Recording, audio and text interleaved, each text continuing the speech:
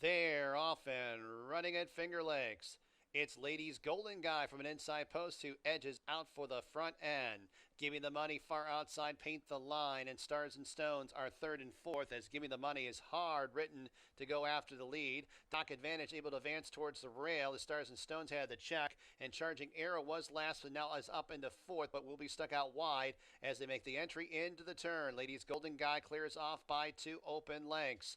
Over Paint the Line and Giving the Money second and third. Charging Arrow sweeps up to the outside four. Doc Advantage a ground saving fifth, 4.5 off the lead, and a length and a half to Stars and Stones, who trails the field as they arrive at the top of the stretch. Ladies Golden Guy the first to face us. Charging Arrow, green cap on the outside. Doc Advantage will attempt to punch through at the fence, and it's Paint the Line and Stars and Stones. Still a few chances here, 1 furlong to go. Ladies Golden Guy on top. Doc Advantage towards the rail. Paint the Line, purple blinkers, and Charging Arrow on the outside, deep stretch. It's Ladies Golden Guy and Doc Advantage. Ladies Golden Guy, career win number 15. Three-way photo for second. $15.14. Trifecta, $15.53.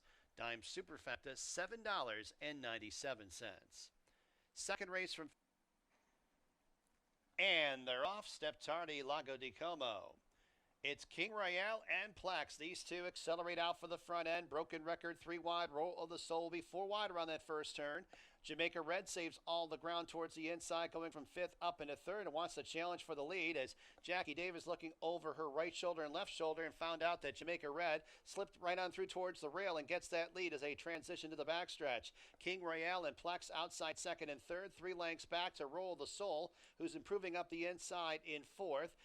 And then it's Broken Record in second last. And one way at the back here, Lago di Como is at least 30 lengths off the lead. First quarter mile, 24 2/5. Up the backstretch, Jamaica Red opens up by 2.5, 3. Over Plex, the 1-2 favorite in pursuit in second. Broken Record outside in third. Roll the Soul towards the inside in fourth. King Royale backpedals in fifth. And then many lengths back to Lago di Como trails. The half in 48 1/5. They're on the far turn. Plex makes his move on the outside, and Plex takes over the lead as Broken Record fouls that one on the outside. And the favorites are first and second with less than 2.5 furlongs to go as Jamaica Red drops back in third. Roll the Souls in fourth, but at least 13 lengths off the lead as they reach the top of the stretch. And it's Plex who comes off the turn. Under a hand ride, has the lead by 4. Broken Record fully extended in second. Many lengths back to Jamaica Red and Roll of the Soul. They run to the 16th pole. It's Plex on top by 4 over Broken Record outside second. It's Plex, the 1-2 favorite, who will score. Broken Record second, Jamaica Red third, Roll of the Soul. $3.16 the winning mutual. Double $17.26. Exacta $4.22. Trifecta $2.28. Dime Super 1. And they're off. Great start for Mommy Joe Dreams, able to cross and clear. Lip and Law settles in the second spot. Then it's Turn Up the Music, and That's Funny third and fourth. In Traffic saves ground at the back as they circle around the first turn. Mommy Joe Dreams wanted the lead and has it. The lead's about 2.5. Lip and Law outside in second as it's That's Funny runs along her inside in third. 2 more lengths to Turn Up the Music. Green blinkers fourth, and 3.5 lengths to In Traffic in the fifth in trailing position. First quarter mile, 25 seconds. Mommy Joe Dreams up the backstretch has a lead by just about a length. Lip and Law outside in second as it's That's Funny towards the inside in third. Turn Up the Music races in fourth, 5.5 lengths off the lead, and a gap of 3.5 lengths to In Traffic, who trails the field. The half was in 49 seconds. Mommy Joe Dreams leads this group into the far turn. The lead still about a length. Lip and Law, That's Funny, second and third. 3 lengths to Turn Up the Music, who races fourth, and a similar margin to In Traffic, who trails the field. 2.5 furlongs to go. Mommy Joe Dreams taken on by Lip and Law. That's Funny ridden along, only a length and a half off the lead. In third, then 4 lengths to Turn Up the Music. In Traffic's at the tail of the field as they reach the top of the stretch. Lip and Law to the outside of Mommy Joe Dreams as it's That's Funny, who has inside passage now. Was lacking some racing room, but now comes right on through. 1 furlong to go. That's Funny. Lip and Law. Mommy Joe Dreams back in third. 16th to go. It's That's Funny and Lip and Law. That's Funny. will win by a head over Lip and Law. Then it was Mommy Joe Dree. Clark, new trainer. That's funny, claimed out of the third. Fourth race at Finger Lakes, no changes. Exacta, trifecta, superfecta, daily double, late pick 5 wagering. They're all in the gates. And they're off. Looks like a competitive start. Grand Lady Indy wins the break, but it's Diva Banker showing speed today. Dolce Syrah, 3 wide in third, a length off the lead. Miss Pabs in fourth, and then it's Honorable Lily towards the inside in fifth, now up into the top 4. And at the back, that is Mrs. Bell. Grand Lady Indy to the half-mile pull in front by a neck. Over Diva Banker in second. Dolce Syrah threatening outside in third. Honorable Lily towards the inside in fourth. And then it's Miss Pab who's 3 wide, and Mrs. Bell's in between horses at the back. But only about 5.5 from top to bottom. They're on the turn.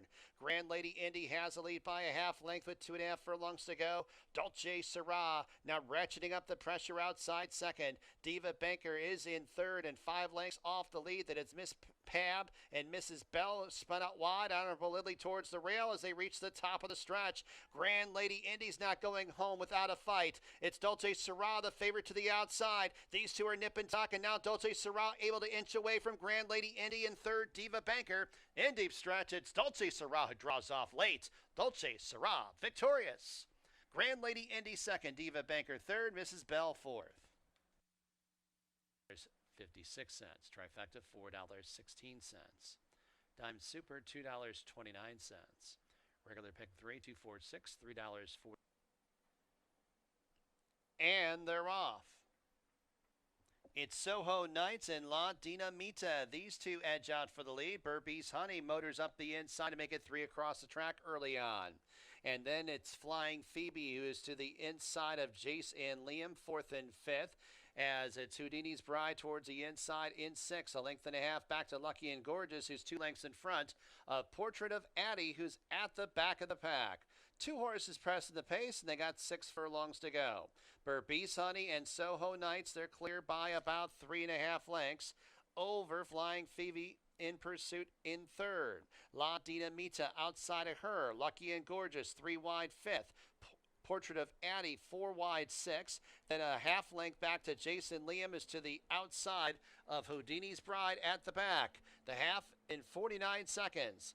Now a half mile to go. Still 2 horses dueling for the top spot as they make the entry into the far turn. And now it's Soho Nights who takes over from Burbee's Honey. Flying Phoebe, La Dinamita threatening on the outside. They're now second and third, and Burbee's Honey dropping back. Portrait of Addie is in 4th. Then in 5th, Lucky and Gorgeous, 5 lengths off of the lead. And then it's Houdini's Bride and Jason Liam. Burbee's Honey now at the back as they arrive at the top of the stretch. Soho Nights, the one to catch, comes off the turn, leading by a length and a half over La Dinamita, who tackles outside second. Flying Phoebe fully extended third, and then it's Portrait of Addie on the stand side 4th. 1 furlong to go, and Soho Nights continues to find on the front end and opens up by 4. Soho Nights is clear. Give jockey Nazario Alvarado 2 wins in the card. Soho Nights by 3 in the end. Flying Phoebe rallies for second, then it's La Dinamita. Portrait of Addie. $15.48 the Winnie Mutual, double $26.24, exacta $132.34, trifecta.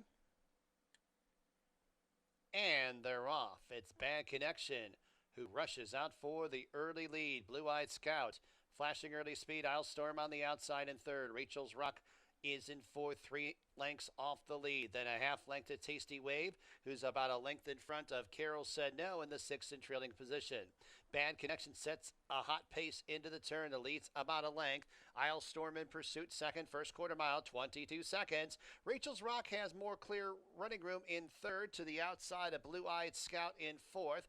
Here's Carol Said No winding up from the back. Into the top 4 is Carol Said No, and Tasty Wave trails the field as they leave the quarter pole behind. It's Bad Connection, but Carol Said No closing in with each and every stride on the far outside, and Carol Said No swoops on in. Blue-Eyed Scout gets through towards the inside, and there'll be these two that will pass the final furlong pole, 1, 2, and then in third, Rachel's Rock. Bad Connection back and forth. 16th to go. It's Carol Said No and Blue-Eyed Scout. Carol Said No with the advantage. Carol Said No with the win from off the pace. Blue-Eyed Scout, time super, $9.52. To race number 7 from Finger Lakes, scratch number 1, Jake's Orchard. They're all on the gate. And they're off. Looks like a great start. Beeves Blessing from an inside post. Sweet Tone from an outside post. Those are the two quickest early on. Flat Cap to the outside of the Gray Caddy Master. Then it's Rain It In second last.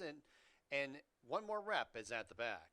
As they lean into that first turn, Beeves Blessing opens up by 3. Over Flat Cap in pursuit in second. And then the Gray Caddy Master to the inside of Sweet Tone, third and fourth. 5 lengths to Rain It in second last, and 3 parts of a length to one more rep in the 6th in trailing position. First quarter mile clicked off in 24 and a fifth as they have 5 furlongs to go. Beeves Blessing on top, the leads 3 lengths. Flat Cap with the blue and green blinkers outside in second. The Gray Caddy Master towards the inside in third. Sweet Tone 3 wide in fourth, 4 lengths off the lead. Then about 3 lengths to Rain It In second last, and a half length in front of one more rep who trails. The opening half in 48 and a fifth, they start to gang up on Beeves Blessing as it's Sweet Tone with a decisive move on the outside, gets that lead. Beeves Blessing trying to keep position. Here's Rain It In on the outside. Caddy Master trying to thread his way through traffic. Looking out for some racing room is Caddy Master as it's Flat Cap who drops back. One more reps at the tail of the field as they reach the top of the stretch. Sweet Tone, Rain It In first and second. Caddy Master has shifted to the outside third. 2.5 lengths off the lead is Caddy Master, and Caddy Master's kicking it in. 1 furlong to go, and Caddy Master now snatches that lead away from Rain It In. It's Caddy Master with a nice turn of foot and upper stretch to get the victory. Rain It In second, Sweet Tone third. One more $4.61, dime super, $2.28. 8th and final Finger Lakes, scratch number 6, Captain of My Heart. Exactly. And they're off. It's G Munning who's hustled out for the lead. Monomoy Beach towards the inside.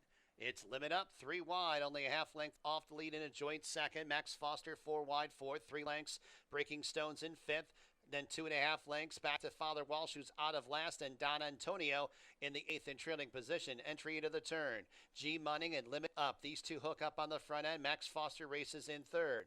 It's Father Walsh making a sustained rally outside in fourth. 4.5 off the lead. Passing Breaking Stones in fifth. 4 lengths to Monomoy Beach, who's 6 lengths in front of Don Antonio, who's at the tail of the field as they arrive at the top of the home stretch. Limit Up and G Munning first and second. Max Foster, pink cap on the outside. And then it's Father Walsh stand side. Breaking Stones is about 4.5 lengths off the lead in about a joint third as they run to the 16th pole. Limit Up and G Munning first and second. Breaking Stones, Father Walsh third and fourth. In deep stretch, G Munning and Limit Up. G Munning wins. As I mentioned, Monday, first post, 12:55 p.m. Eastern Time. We got that handicapping contest. If you're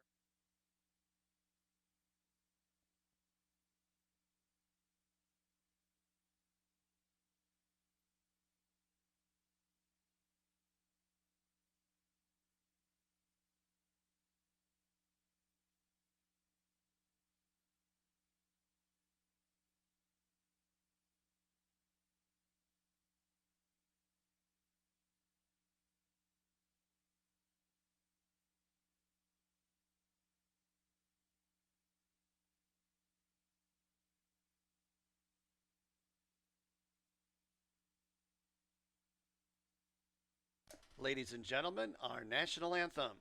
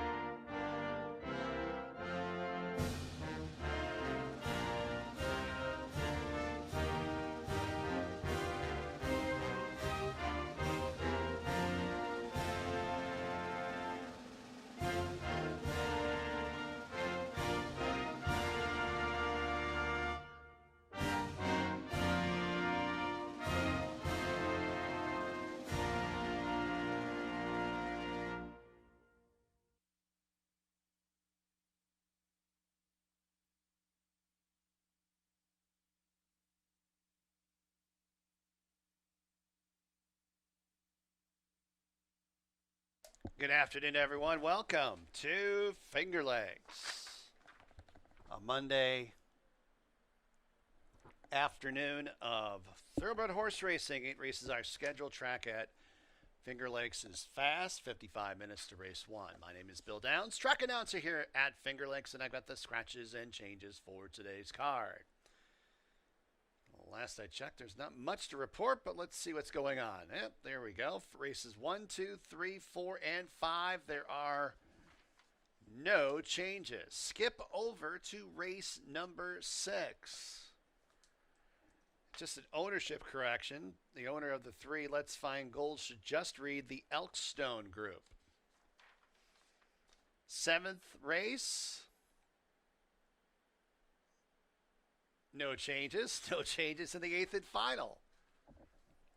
That's a look. A very easy look at the scratches and changes here at Finger Lakes. We got that handicapping contest today. We've been talking about it all month. It's on all the races today. Got some big fields. So it should be a bit of a handicapping challenge. Just got to be an Ember Rewards member to participate. That's free to join up.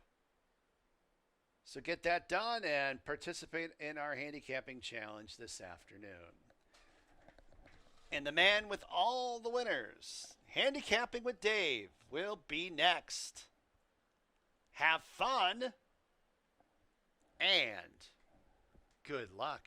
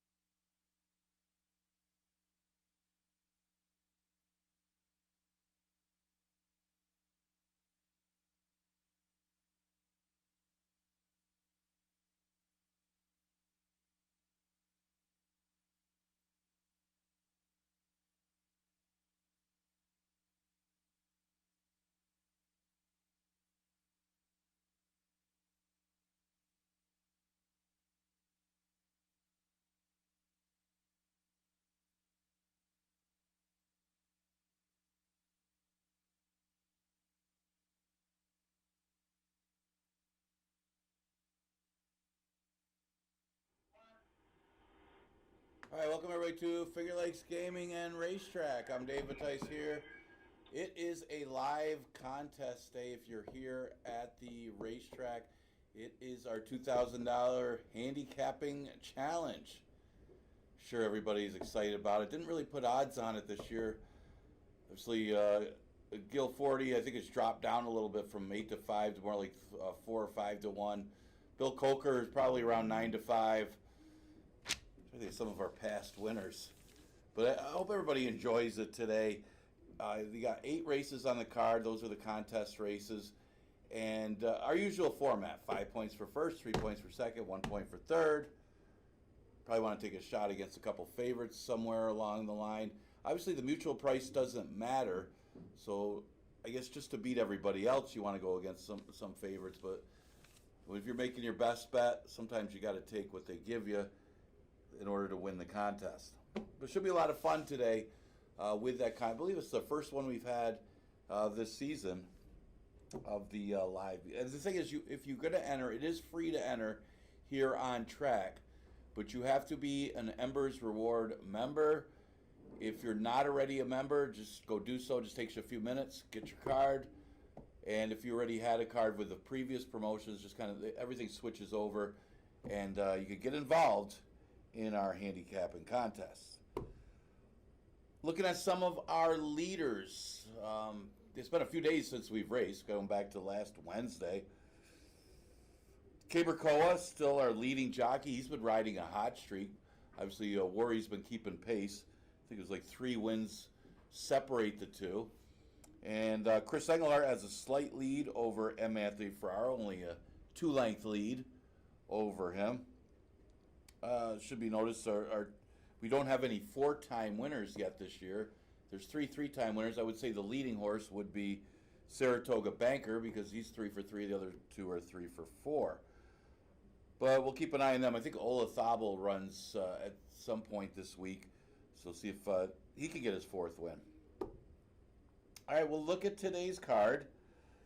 Remember, a lot of people try to get involved in that handicapping contest, but you also want to get involved in these pick 5s. I look at the first race, Beach Invasion was entered at Saratoga the other day. He's looking for a spot to try to make it 3 in a row. Ever since Ferraro got a hold of this horse, he's done well. He's caught some easier fields in the special weight in the 2 Lifetime. This seems like a little more of a challenge depending on the pace flow. And I'm not really sure what the tactics are going to be here. Ferraro Jr.'s got 2 of them in here. One of them's his horse. This is the owner's horse. And there's not a ton of speed in the race other than maybe Raisuli, who's stretching out.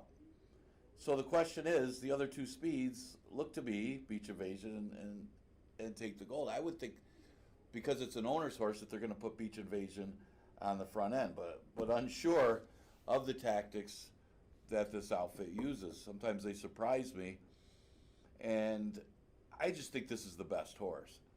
And I would assume you want the best horse to win if it's an owner's horse, and they'll put the horse on the front end. That's just what I'm thinking, and that's why I'm going to take him on top. Looking for 3 in a row is Beach Invasion. Now, with everybody chasing a horse to pick up the pieces and land in the money, would be the 3 Solo Dancing. Now, not sure what the issue at the start was last time. That is correct. He did hesitate a few lengths slow. Hopefully that doesn't become a habit for Solo Dancing, but it really compromised his chances in his last race. That was coming off a little over a month layoff. His previous 2 starts were good. He chased after a lone speed winner and Seems Like Destiny. That one was just much the best in there. Prince of Dance the race before in a sprint. Tough field for a 5.5 furlong sprint. It's just not his distance. I would think Solo Dancing certainly plays. And if Beach Invasion doesn't have it, he seems to be the one. But as you see already on the board, Beach Invasion is a short price. Take the Gold, to play in the money. I mean, this is the trainer's horse, so I would think that they would try it with Beach Invasion to get the lead, but Take the Gold's got some tactical speed too. Stretched out his sprints, rated a little bit last time, and actually ran a pretty good race. Still ran second at a big price. Probably won't be that price again today, but he also might get overbet because he's the other M. Anthony Ferraro horse, and I would think the stronger one would be Beach Invasion. I'm going to go with the 5-3-6 in race number 1, which could have a Ferraro Exacta in there. All right, second is a 5,000 claimer going a distance of 1.70 miles. Again, tactics could matter in race number 2. This race does have a couple speed types in it, but Beta seems to outclass the field, at least back class wise, and actually ran a pretty good race off of the layoff. Yeah, understandably got a little bit tired, but the horse that beat him, Ice Time, just pulled off a big upset the other day. Came back and won and looked good with the victory, defeating, the horse was like 1-5 in there that the horse defeated, and Ice Time looked really good, like an improved horse under Chris Engelhart. So losing to Ice Time doesn't really throw me off, because actually the fact that he only lost by a narrow margin makes me like this horse even more. But the only issue I would have is what kind of tactics are they going to use when you got the speed of Makar inside of you? Do you actually try to go the lead? This horse is pretty versatile. Didn't always show speed in the past. Was more of a sprinter in the past when he was going good and didn't have a lot of speed. But he could lay close with Makar. I would think that he would sit off of Makar in this race. The main threat does seem to be Raw Courage. Raw Courage got a sprint tightener last time and now stretches out to a better distance. Certainly has the numbers to beat this field, and also a little class. When he's run for 5,000, he wins. And if Beta wasn't in the race, he'd be a heavy, heavy favorite in here. But because Beta is, and he's only making his second start of the year, you still got to wonder about fitness because it'll be his first route of the year and only his second start of the year. But he did run well in his first start to be third in that sprint. And I don't know what the expectations were there in that race because it is just the first start of the year, and it's usually a tightener for a horse that primarily goes long. And that could be the case with Raw Courage. Obviously, it would be no surprise in here, especially if he gets a little bit of a pace to run at. Yeah, Makar is the speed. Makar stretches out after getting his sprint tightener. Now, he didn't show anything in that sprint, but again, I don't think there was much expectations that he would. It was his first start off of a layoff, a long layoff, and now we'll try the route. He's got very good early speed. They do need to rein it in a little bit, as that's been the main issue, is he's been going too fast, and that might come down to tactics. Some horses just can't be rated. I mean, that's the case. But if they could get this horse to relax on the front end, like Raw Courage, he's making his second start of the year, first time going long. So is there a fitness issue here? I don't think so. But this barn is going really good. I say there's a few of them. I say it over and over again. But when you're shooting over 33%, you're going pretty good. So I'm going to go with Makar for third. And for fourth, Eric from Miami. Dropped in class last time. Didn't really get the pace to back up. It didn't really get that great of a trip either. It was a big shocker that Mr. Einstein won the race. I think it was long shots all around because of the way the race flow went. But if there's a pace flow that benefits Eric from Miami, if Makar stops on the front end or gets some pressure, Eric from Miami would be another one who could pick up the pieces. So not really going out on a limb here. Beta does seem to outclass this field a little bit, and Raw Courage does seem to be the main threat. So I'm going to go the 3, 4, 1, and 2 in race number 2. Okay, let's look at the third. It's a maiden race, and, wow, we're going a mile and a 16th. A little further for some of these horses. I like the races Almez has run. I think as long as he gets a decent trip in here, he comes out of a better version of a maiden special weight race last time. I mean, the horse that won in on it is a pretty good one. Mo Curls, and he got caught wide chasing the whole way. This is a much, much easier group. You look at from top to bottom, I mean, I think any horse in here would have lost by double digits or finished further back behind Almez in the race he comes out of. So that's the key here. He only lost by a nose the previous start, and that was a race much like this one, I would say, competition-wise. It's just a matter of getting the trip from the outside post. At least it's a mile and a 16th instead of the distances we usually run, a mile, mile 70, where the outside post is a little bit tougher because they hit that turn. Remember, we're a 2-turn mile track. They hit that turn right very quickly. The mile and a 16th and then to a mile and an 1/8, you do have a little bit more time to get position from that outside post. And you got a good jockey on him in Cabercoa. So see how he handles this with Almez, because I think that would be the only downside is if he gets caught with a wide trip from his position. But other than that, he seems to just be better than this field. You look at the rest of them. Shake It for the Bird's going to get over bet. He was on a strong inside speed day last time and still couldn't win. Busy finished behind Almez. Tony Hooks adds Blaker, see if that helps. Trinity River could be dangerous if he's able to get a clear early lead in here. And there's a possibility of that happening depending on what Shake It for the Bird does from inside him. But the horse that truly needs the lead would probably be Trinity River, and I don't see the two of them dueling. So I would think that Trinity River would be the one to be dangerous here. He just hasn't run yet this year, I guess is the best way to say it. They bet him down to be a favorite his first start off the layoff, so there were expectations that this horse would be good. And last race, same race as Almez, set the pace and just faded badly. just lost interest. I mean, this might be an all or nothing type horse. That if he does get a clear lead, maybe he could go all the way. And he's going to be a price, because how do you trust a horse that just lost by double digits 2 races in a row? I did use up third. I got a long shot for second. I don't know how much of a long shot it'll be because they bet the Charlton Baker barn, but he is 10-1 morning line, and it showed nothing in 2 career starts. Not sure about the blinkers, if that was a factor last time, but they don't take the blinkers off, so maybe it wasn't. Maybe there was other issues that One Giant Prince had. I mean, I was expecting to see blinkers off for this horse after the one start over the track didn't go well, but there could be other variables involved. Maybe he needed the race over the track, and maybe that's what Baker is thinking, that it wasn't the blinkers, that could be the issue. You look at the breeding on this horse. The dam is a full to Giant Moon, who's a 6-time stakes winner, including a graded stakes. And there's a couple halves of this one that have run here, including Burning Beauty, who's not that bad, but obviously route breeding all around for One Giant Prince, and he's going a little further today, mile and 16th.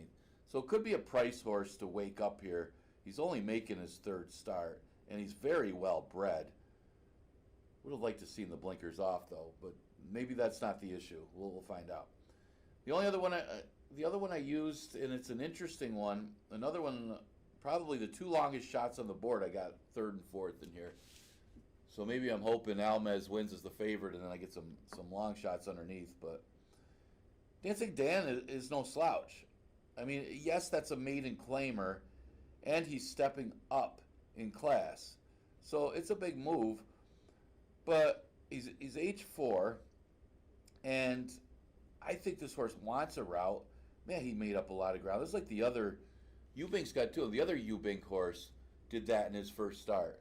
Didn't break great. It was just slow early and just came flying late. I think it was the same jockey that Jackie Davis was aboard too. But Dancing Dan did the same type of thing, picking up pieces. I mean, this horse came out of nowhere.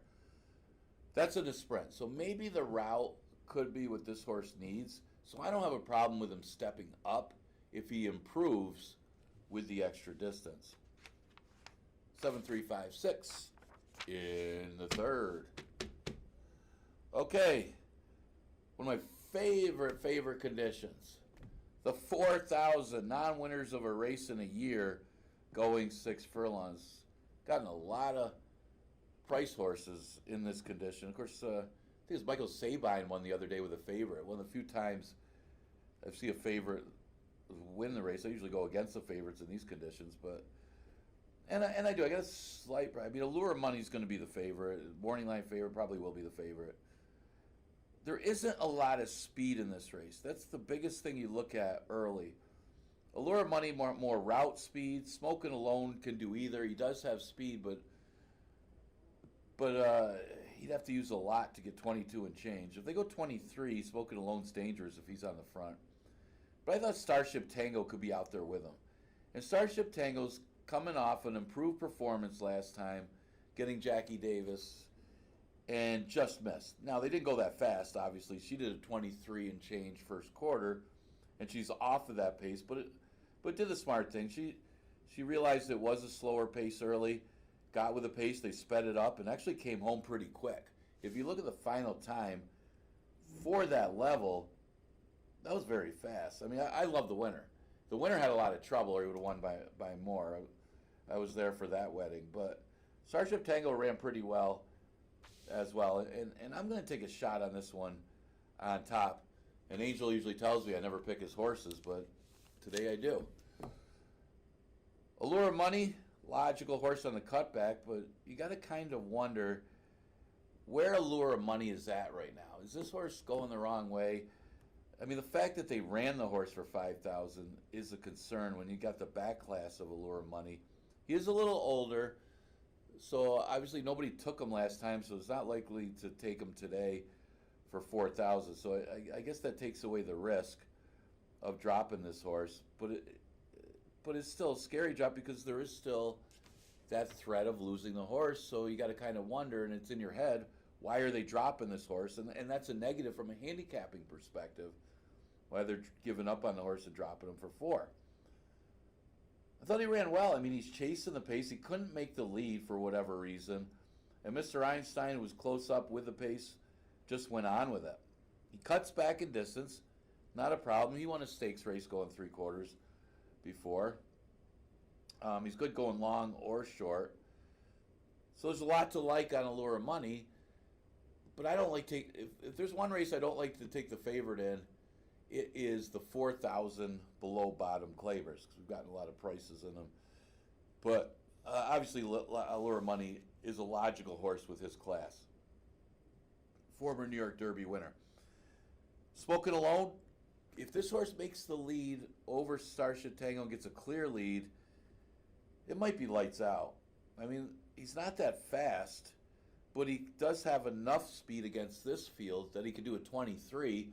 If nobody else goes and they allow him to get a 23, Spoken Alone could simply be gone. Now, he doesn't win a lot. He gets a lot of seconds, especially at this distance. He's 1 for 17th at distance, so it's not really his best distance. Talking 3/4. He seems to be more of a 5.5 furlong horse, but he's versatile, and it seems like he's coming into form at this 4,000 level. He ran second and then ran third to the same type of horses. So he certainly plays and is that much more dangerous if the pace scenario is what it looks like and they actually let him go. Magic Spin is invading from Penn National. This is Ontario bred by Twirling Candy. You look at the win. You talk about a horse that does like this distance. This horse is a 10-time winner going 6 furlongs. I know he's an older horse. He's made 63 starts. But he's only 11-time winner overall, and 10 of his 11 wins are at 6 furlongs. Think he was looking for a 6 furlong race? Yeah, I think so. Yeah, the last race was better, and it's good enough to be competitive with these, obviously. Actually, it's good enough to beat these in most cases. He does have some tactical speed, too. He doesn't have to use it. It looks like last race they sat back and pounced it. And from his position, that's going to be kind of more of the trip, more of an outside stalking trip. And he won't be that far behind Smoking Alone and Starship Tango, whichever one does decide to send for the lead. The other one that I might be off today is America's Justice, and I usually use the horse, and I was really surprised. He's lost his speed. He really has lost his speed. He showed speed in his debut, but to not even be close to the lead last time on the stretch out, yeah, he was done early.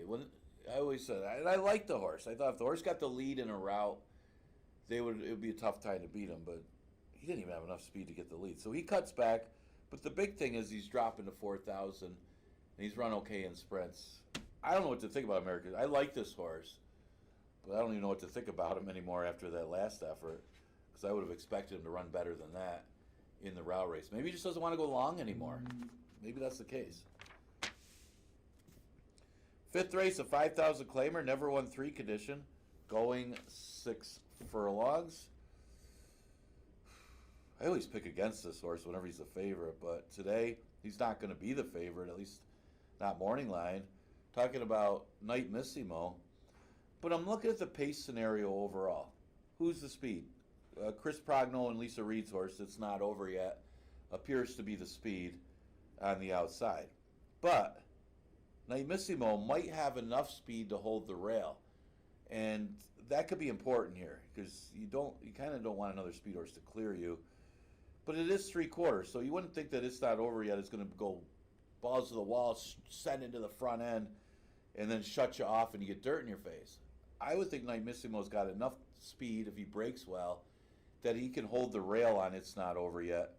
And that could be the key here, because I don't expect them to go too fast. It is 3/4. But with that kind of a trip, I think Night Missimo can win, because really those are the only 2 speeds in the race. And I mean, King Callie's got a little speed, but he's a stablemate. They're not going to try to press Night Missimo with King Callie. Now, if they decide to take Night Missimo back and send King Callie, that would be a huge mistake here. But it is a possibility, too. But I would expect Night Missimo from the rail, because of his post position, that's going to benefit him, and that's going to give him his best chance to win. The 3's Deputy Tremont, who's coming off his best performance. I mean, that was a big effort from him. I just don't know about the pace. When I first looked at this and I said at 6-1, I'm like, man, this horse is 6-1. That's good value because he looks like the winner. He looks like he's better than these right now off of the last race.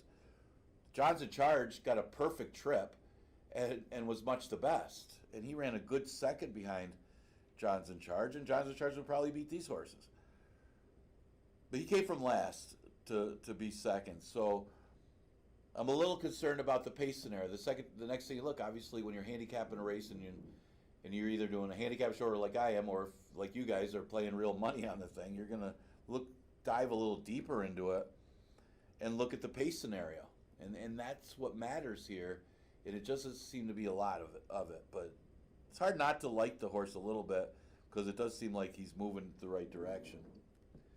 Yeah, Kid Cali, logical horse, like the other Callies. I mean, there's a few of them run here. They get second and third a lot. I don't know if it's something to do within the breeding or something, but they don't win a lot of races. That other Cali horse that Englart's got, good check getter, just doesn't win. I think he finally won the other day. But you look at some of the competition, I mean, he only lost a few lengths to King's Leap in his last race last summer. And maybe he needed a couple races for fitness to get going here. I mean, he came off a year layoff. That's a long time away from the races. So you would think he's going to need at least 2 starts to get going. And they overbet him last time. And now he's making his 3rd start off that long layoff. You would think that he'd be much sharper today. So he would be no surprise. But there are too many ifs with King Cali, especially as far as winning. The only time this horse, well, the last time this horse won, when he got through the 2 lifetime, was in a claimer, and it was in a rout when he had an easy lead. That doesn't bode well for him as a favorite. Now, it's not over yet. I'm going to throw in there. I'm putting him 4th, but he's probably going to be a winner, get nothing type horse here, because he's going to be out there with the speed. He might even be the leader here because there isn't a lot of speed inside him, except for maybe Nightmissimo, who I expect to go to the front and hold the rail. But he should be the other one out there. And it is 6 furlongs, and he hasn't done well at 3/4. Up until his last race wasn't terrible when he had an easy, slow lead. I don't think he's going to get that easy a lead today. Maybe he will. If he does, he's dangerous. So that's why I threw him in, because there's not a lot of speed in this race. So I'll go 1, 3, 6, 9. Okay, 6th race. Good wide open race number 6. This will be great. This might make or break the handicapping contest because it's so wide open. It goes 5.5 furlongs. Like some of these other races, you can narrow down to 2 or 3 horses, but this one, I think, a couple might be a little bit of a stretch, like Wit Dashing Speed. I'm taking a little bit of shot. Try to get Donna Beretta her first win of the season. I'm watching the replay of some of these horses, and a few of them come out of the same race. And it wasn't the strongest of races. They went 113 and change. But I liked the race that Ragtime Prankster ran. I mean, he went extremely wide on the turn.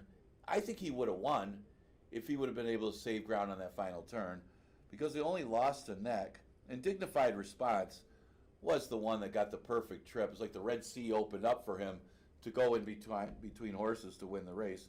Meanwhile, Ragtime Prankster had to take the overland route and go extremely wide, and it cost him. And if you play horses long enough, you know that wide trip could be a difference of a couple lengths sometimes, because you lose so much momentum and so much ground. I mean, it's just physics. You think that maybe it's geometry, but either way, the shortest distance around an oval would be inside, especially when you're hitting those turns.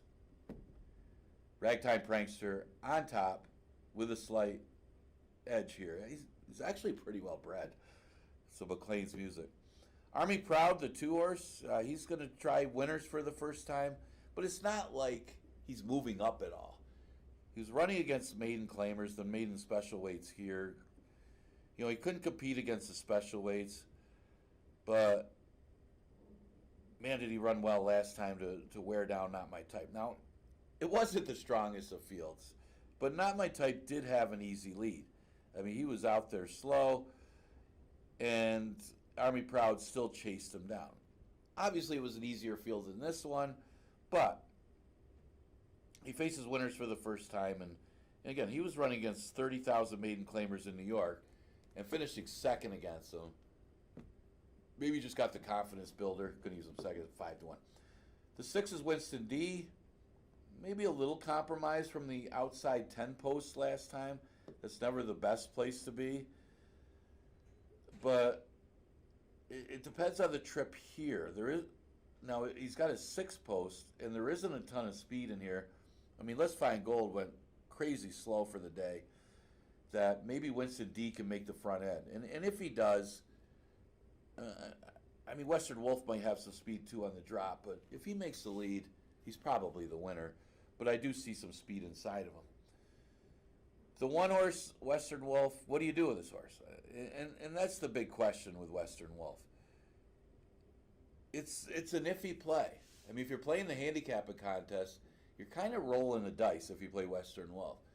He could just simply respond to the drop and win here from the rail 5,000, or he may just be a horse that might need a few more starts to get going.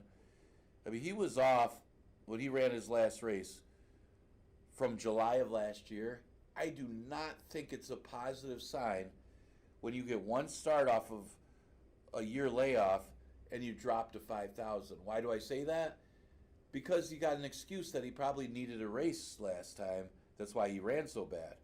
But the fact that they drop in class off of one start in a year, that kind of means they were disappointed in the performance that he had.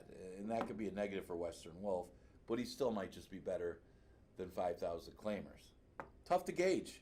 Guess we'll find out. 5-2-6-1 in this race. All right, 7th race, an allowance race, never won 2 condition, going 6 furlongs. Been a while since we've seen a Rapoli stable Jeremiah Engelhart horse. I mean, maybe there was one other one earlier this year, but here's a horse that they thought a lot of after the maiden victory. It must have impressed them more than it looks on paper. I mean, it was just a state-bred 2-year-old maiden race that she won, and they put her in a grade 3 after that. So something else must have impressed the owners and the trainer to put her in the grade 3. Obviously, she was overmatched, and she couldn't beat the state-bred stakes horses either. But she came off the layoff, faced winners for the first time, and even though this horse has not hit the board since that maiden victory, the 5th place finish that she had as her first start as a 3-year-old at Saratoga is good enough to beat this field. It's that simple. Those 1 than allowance horses, they're better than our 1 state-breds, much less our straight-up 2 lifetimes. So you look at the breeding on this horse. The Dam was the greatest stakes winner. They paid $300,000 for Angel Gift. Maybe that's why they pushed her into the grade 3, trying to get their money. But this is a half to Cave Rock, who was also a multiple grade 1 winner. So you see where the money comes from and where the breeding is. It's very well bred, especially for a New York bred. I guess the question comes down to the race flow in this race. It does look like Lucky Passion is the inside speed.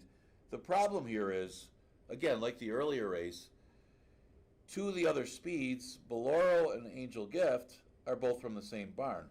One of the 2 is going to press Lovely Passion. The question is, which one? You wouldn't send both of them that they're 3 across. That would really hurt Angel Gift if he ends up 3 deep on the turn. But maybe they send Boloro out there with Lovely Passion, and Angel Gift could do more of a stalking trip here, and that's what I'd expect. And that might be good enough to get this horse to the winner's circle. Again, it's a tricky read, but it's a $300,000 horse running against $20,000 allowance horses that she's supposed to win here. We'll find out, because her form hasn't been great since her maiden victory. I think they were a little ambitious with her as a 2-year-old, but her last race wasn't good. Could also be the blinkers. I mean, they added blinkers and she ran worse. So that's a problem, though, because I don't think they took the blinkers off for this race. Well, I don't know. With the blinkers on, it might not matter if she outclasses these, but I would like to see her take the blinkers off. The 5 Anagenda could be an interesting one. One is a 2-year-old.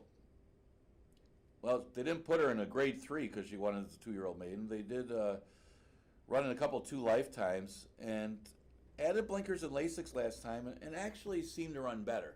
She's a little slow at the start, but it's not like she lost any ground. Only lost a couple lengths in that race. I thought this one could get overlooked at 10-1 morning line. But here's one. I think the changes helped her with the blinkers and the Lasix. Actually, it shows that it did. And even though it wasn't a great field or ridiculously good time that she ran in her debut, just to win first out kind of says something when you run against maiden special weights. Not necessarily against 5,000 maidens, but against maiden special weights, that this horse has got a little talent. And might be worth the price. Might be worth the price because obviously there's some question marks for these 2 Maya Engelhart horses. Boloro's also got some class. They tried her, at least a state bred stake after breaking her maiden, in the Maid of the Mistakes. Obviously outclassed in that race, but she's run pretty decently in this lifetime condition. She came here and ran a couple seconds in a row. Won to Galilean's girl, who's going pretty good for the Dixon barn. Last race not too good but might not have liked the surface, trying to impress Kyle Downs. I don't know why she was there, but she comes back here on the dirt. That makes her a player. But the big question is, what's going to be the tactics? And that's big when you got 2 horses in a race.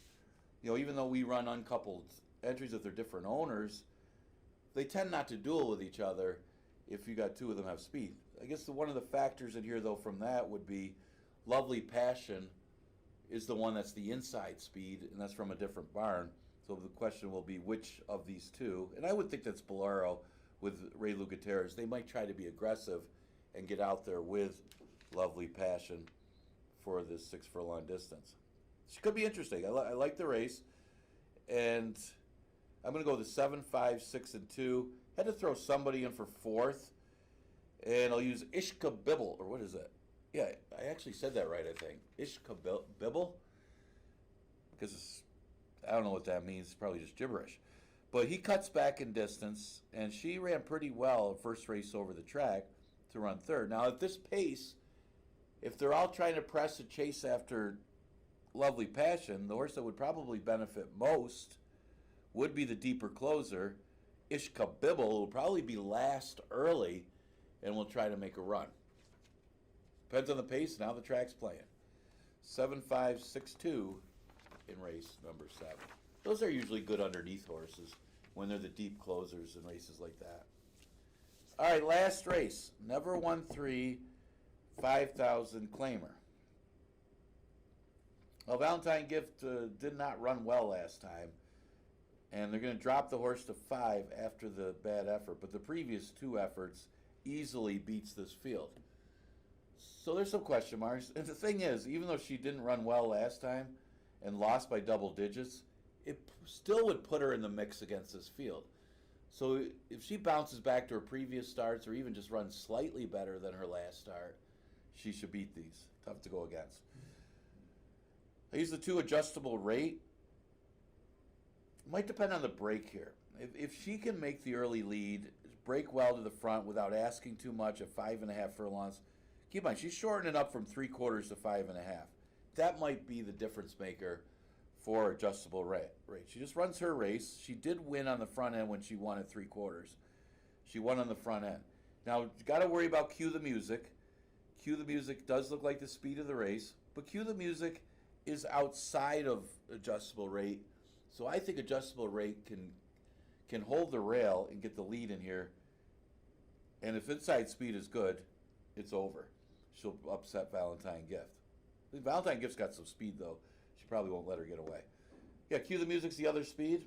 I'm going to throw her in there. I mean, her numbers aren't bad. And Russell's done a good job at least keeping her in the number the last couple starts. Now, the race 2 back It wasn't the strongest of the field. Last race was good.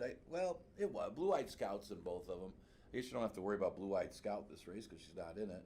But she's not badly beaten in the condition. And again, it all depends on what adjustable rate does, number one, and how the pace flow goes if she can actually get out there with the pace. She's 10 to 1. TD McGee dropped and popped last time. They were all over Clara Vedetta, who actually still ran well. I mean, the two drop downs ran 1-2. They just overbet the other one when this one was just as good. And good aggressive ride by Diego got it done. I wouldn't be surprised if this horse came back and won again, but I'm going to throw her fourth because I'm not sure what kind of trip she's going to get in the last race. Enjoy today's card. Good luck to all our handicapping contest participants. Sure you'll do well. We continue live racing Monday through Wednesday. Next live day will be tomorrow with a 12:55 first post. See you then.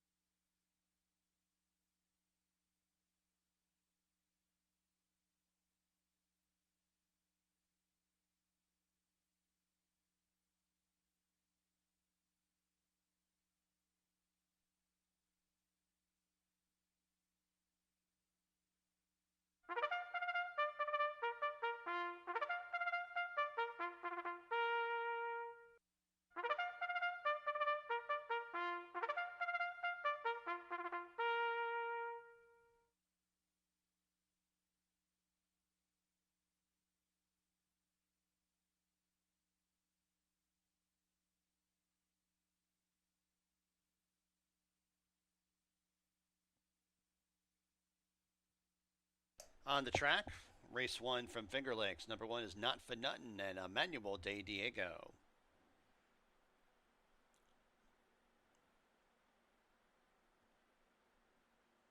Number 2 is Savage State and Chris Russell. Number 3, Solo Dancing, Luis Perez. Number 4 is Resuli, Oscar Gomez. Number 5 is Beach Invasion, Cabercoa. And number 6 is Take the Gold and Joel Cruz. Post time in just a few minutes.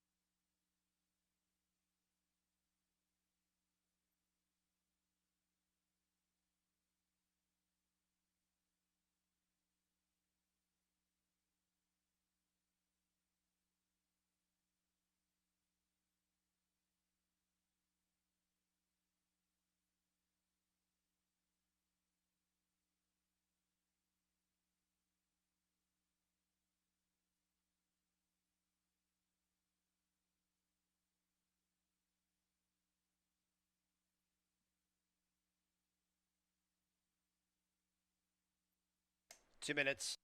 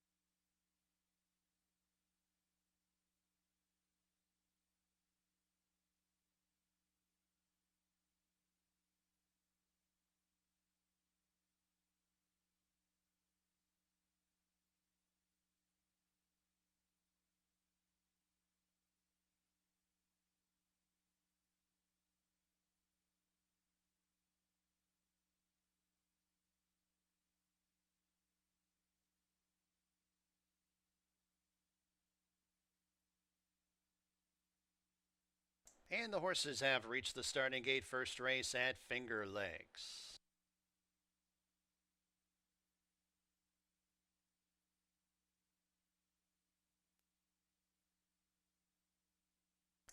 Track is fast. First of 8 races on this Monday, a start of another racing week at Finger Lakes.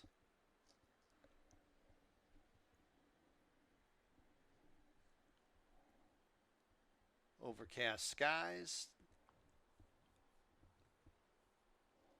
Warm temperatures, but nothing like anything that's happening out in the Midwest.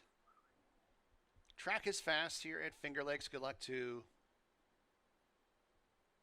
those on track today that are participating in the handicapping challenge. Beach Invasion. Current favorite 6-5, 7-5. Number 6, Take the Gold. Take the Gold going up and in. They're all in the gate. They're off and running at Finger Lakes. Not the smoothest start in the world for Savage State.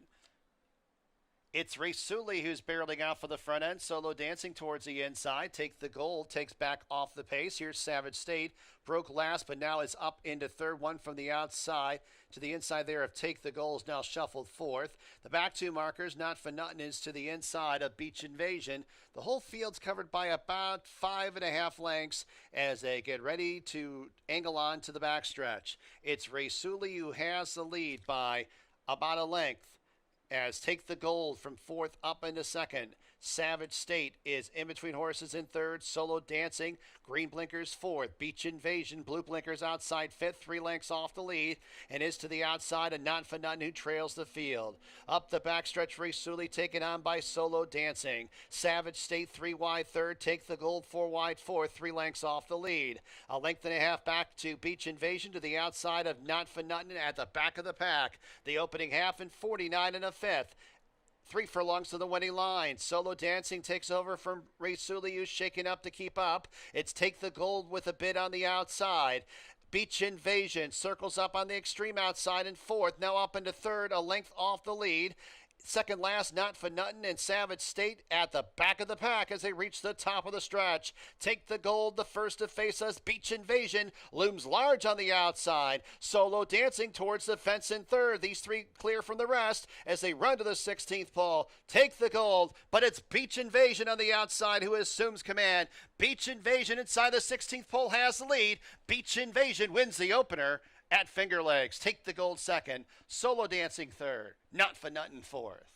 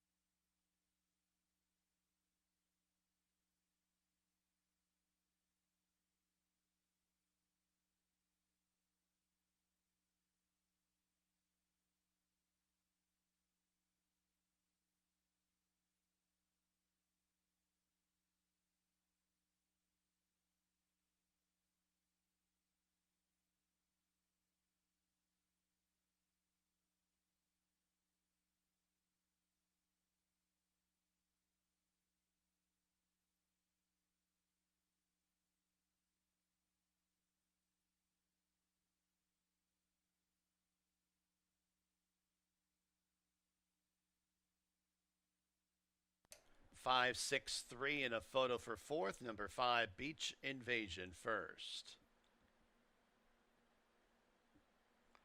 Fourth, number 1, Not for Nothing. 5631. Miles 70 yards, 144.83.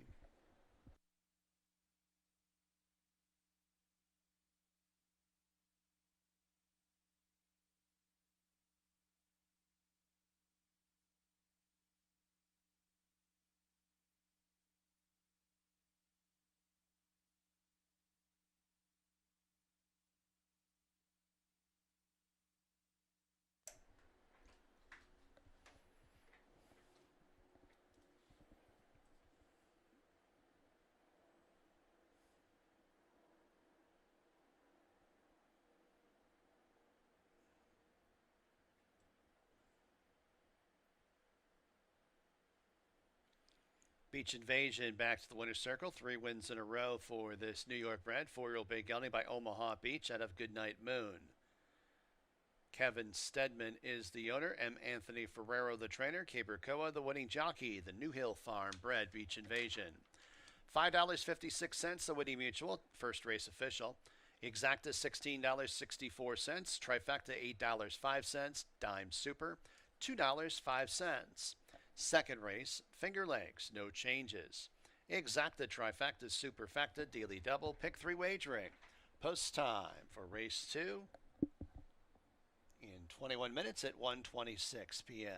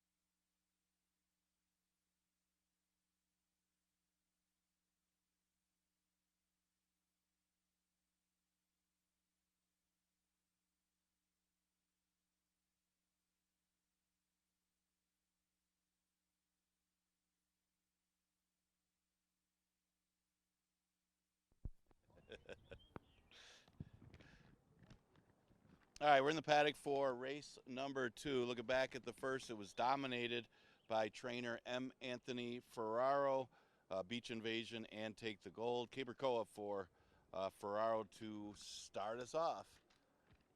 Probably didn't really knock out a lot of our handicap and contest participants. But we go to the second, goes the distance of 1.70 miles. Kind of look at this race, and, you know, Beta ran real good last time, just missed. And the horse that beat him was Ice Time. Ice Time came back and ran pretty well the other day.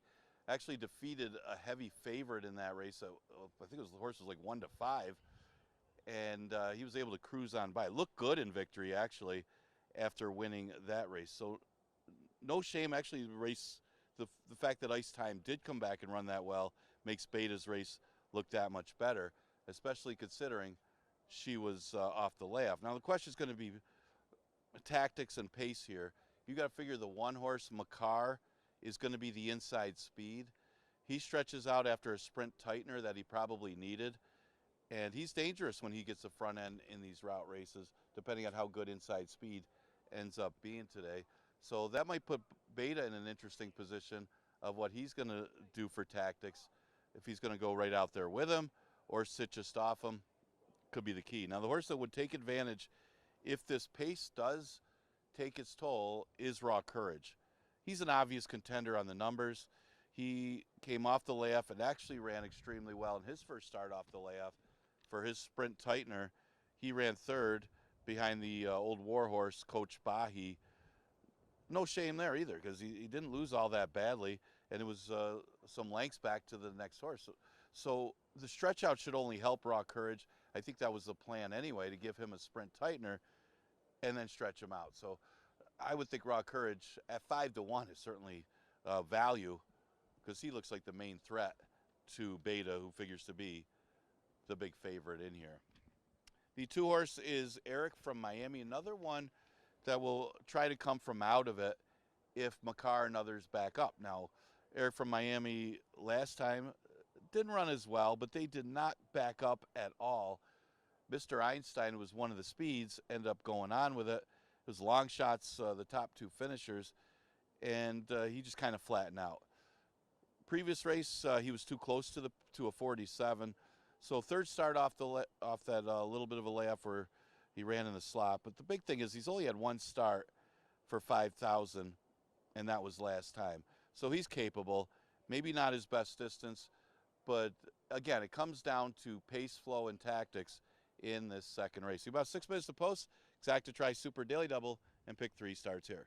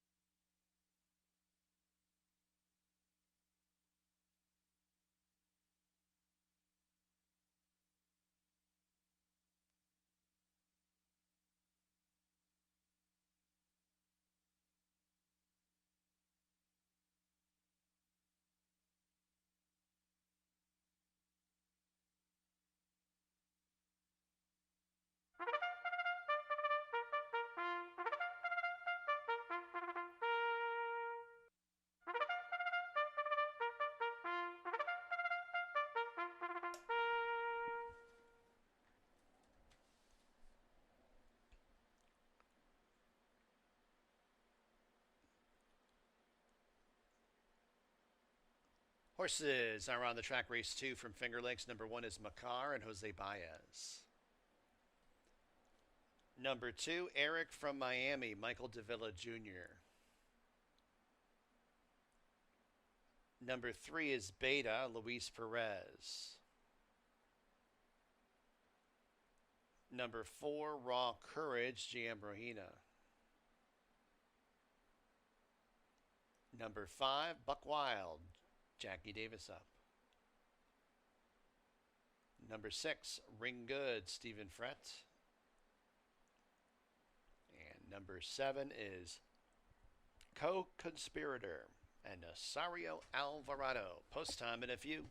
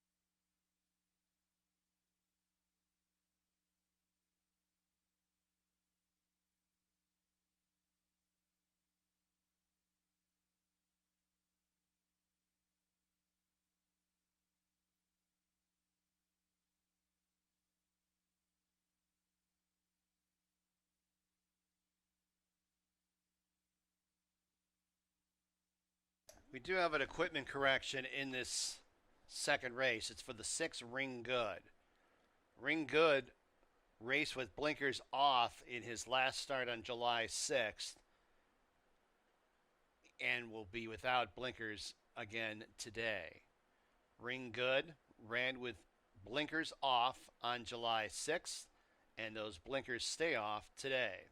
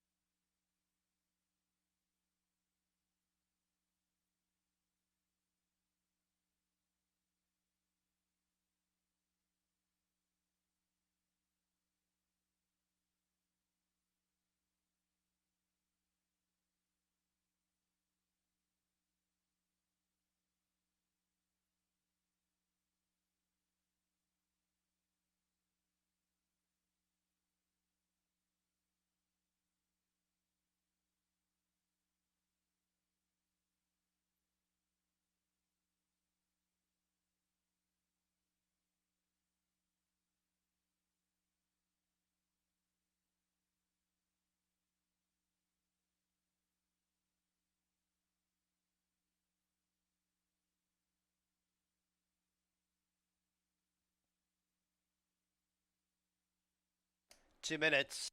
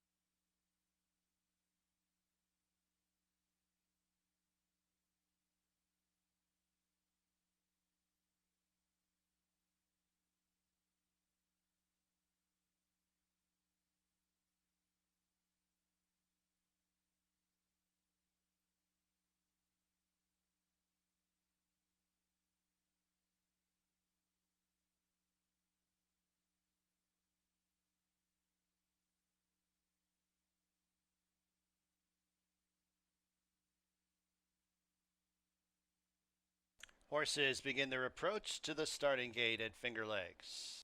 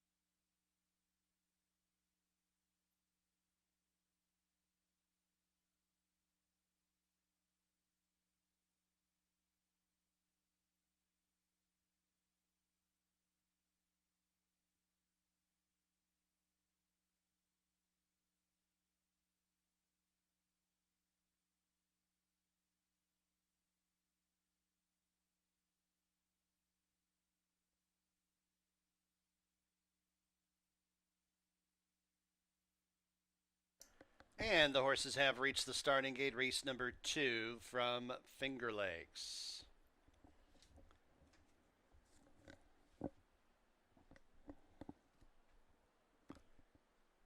Got a field of 7 to go miles, 70 yards. Even money number 3, Beta. 2 to 1, number 4, Raw Courage.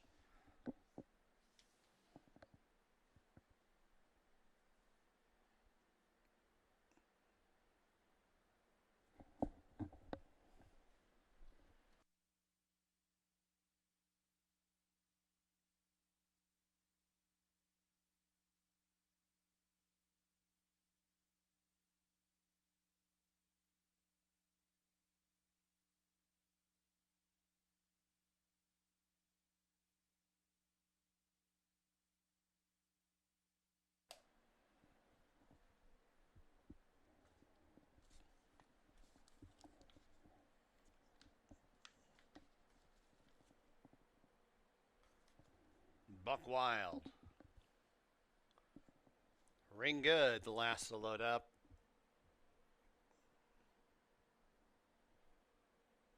They're all in the gate. And they're off. Good start.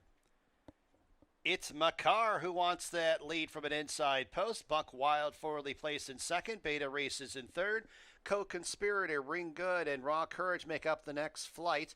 Fourth, fifth, and sixth. And Eric from Miami is at the back of the pack, but is at least saving ground at the tail of the field. It's Makar who wanted that lead and has it and opens up by 4. Buck Wild is a clear-cut second and is about 4 clear of Beta in the third spot. Raw Courage, Ring Good, fourth and fifth. Eric from Miami's out of last and 4 lengths to Co-Conspirator, who's been shuffled back to the tail of the field. Makar goes to the opening quarter mile in 23 and a fifth. Big time pace in the front end being set by Makar. The lead's been reduced to a length and a half. Buck Wild with an early move up the backstretch in second. And then in third, that is Beta, followed up by Ring Good, Raw Courage, in between horses in fifth, but having the check ever so slightly. Eric from Miami is outside of him. And then about 10 lengths to Co-Conspirator, who trails. The half in 47 3/5 and Buck Wild on top by a length and a half. Beta is in second. Eric from Miami outside third. Then it's Raw Courage fourth. Ring Goods in fifth. McCarr's dropped out of it, as well as Co-Conspirator as they arrive at the top of the stretch in Beta.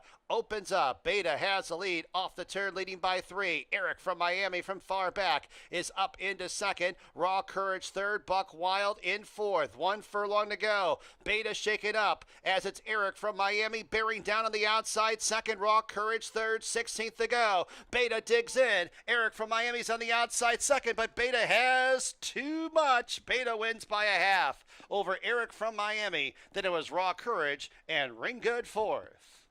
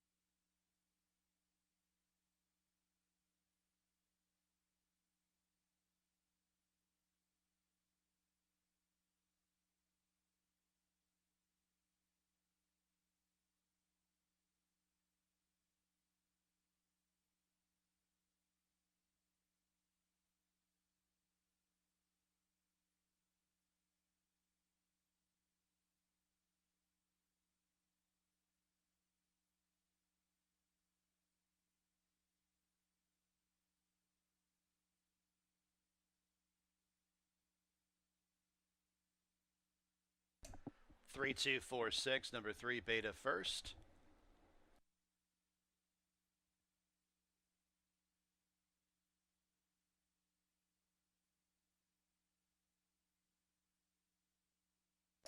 In the winner's circle, number 3, Beta. New York bred, 9-year-old dark brown gelding by Alpha out of 7 Deadly Sins. Luis Ferrari, the owner. Michael Ferrero, the trainer. Luis Perez, the winning jockey. Luis is part breeder with Sequel Stallions, New York LLC.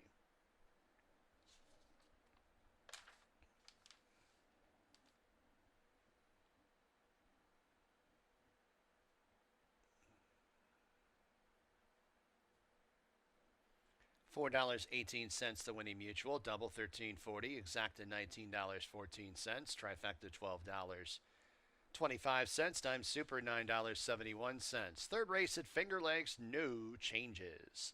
Exacta, trifecta, superfecta, daily double, pick 3, pick 4 wagering. Post time reached 3 and 22 minutes at 1:58 p.m.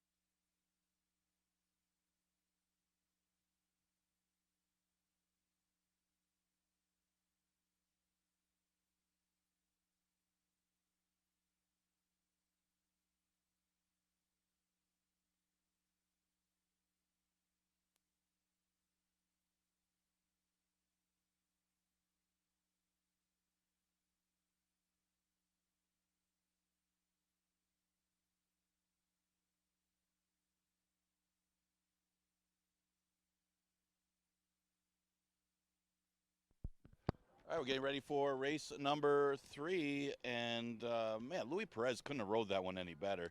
Very patient ride as Bakar stopped. A couple of the other ones made some early moves. Beta, the rail just opened up for him. It wasn't like he just kind of kept his pace the whole way, and you couldn't ask for a better trip than that. And he got the victory for Michael S. Ferraro. Eric from Miami made a big move on the outside. That one ran well as well. Okay, let's go to the third. It goes the distance of 1.16 miles. It is a maiden special weight that we start the pick 4 with. And I'll start off with the 7 Almez. Should be one of the main contenders in here. The last race just comes out of a really good, well-graded heat for a maiden special weight.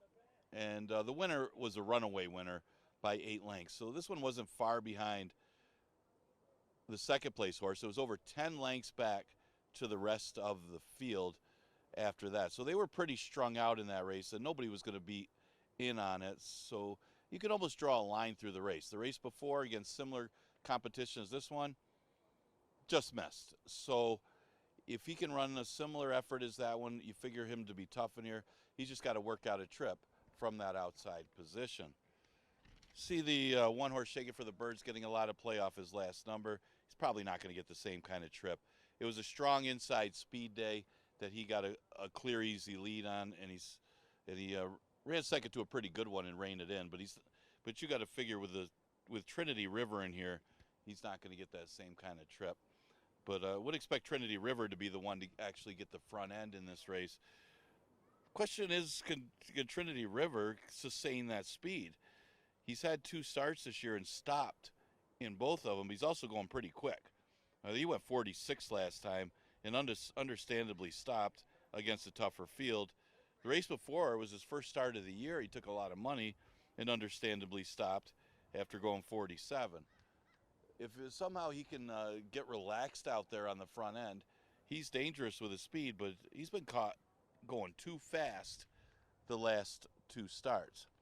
The 3 horse was my long shot in here. He's at odds of 11-1, talking about One Giant Prince. Just like the breeding on this horse, he's only had 2 career starts. First start, always tough to make your debut going a mile. Last race was his first start over the track, and he chased and faded. I was wondering if the blinkers, if that didn't help, but he'll wear them again. But I could see this horse improving off of that race, making his 3rd start. The dam is a full to Giant Moon, who was a 6-time stakes winner and a graded stakes winner going along. And this one's also a half to Burning Beauty, who's a pretty good router. So I could see this horse waking up for a barn that's been going pretty good. So maybe a top 3 threat at a big price. Another threat could be the 6 Dancing Dan. Hard to gauge how good he is because he ran against maiden claimers in his debut, but he closed a lot of ground over that good racetrack. So maybe the distance could help as he moves up in class to face maiden special weights. Would be no surprise, though, because of how well he ran 1 step lower. Exacta Tri's Super Daily Double Pick 3 and Pick 4. A lot of stuff on the wagering menu for race number 3. Got about 7 minutes to post.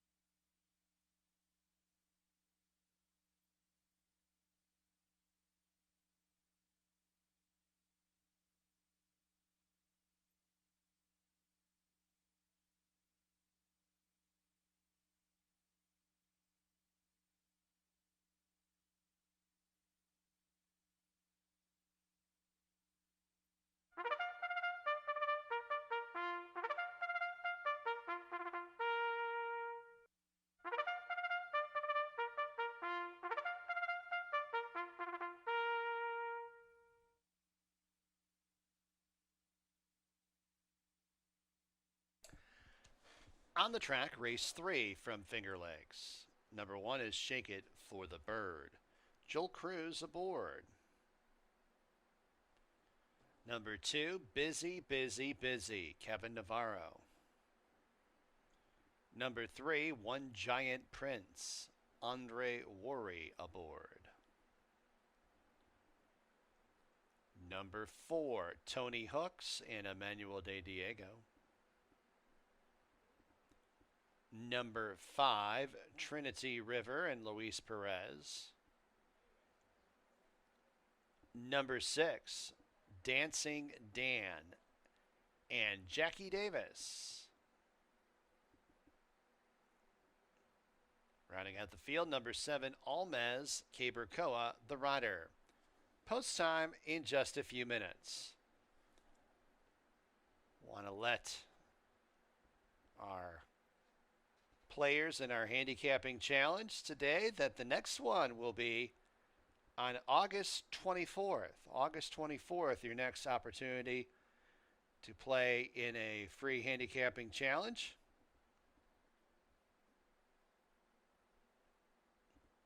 So make your plans to be here in 4 weeks' time on Monday, August 24th for the next $2,000 handicapping challenge here at Finger Lakes.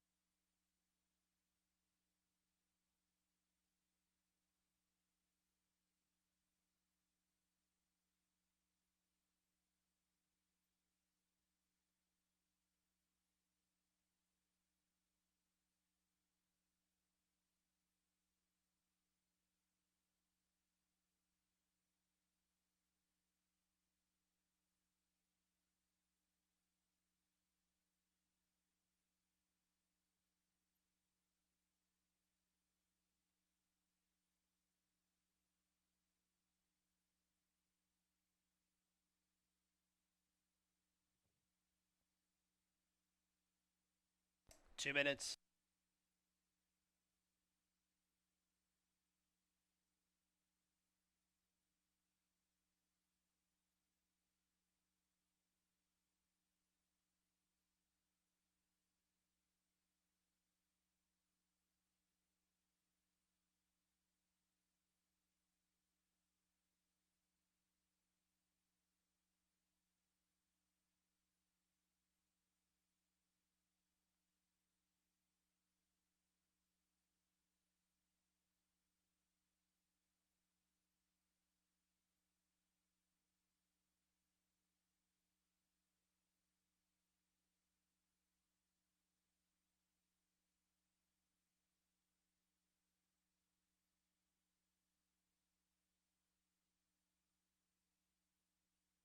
Horses begin their approach to the starting gate for race number 3 from Finger Lakes.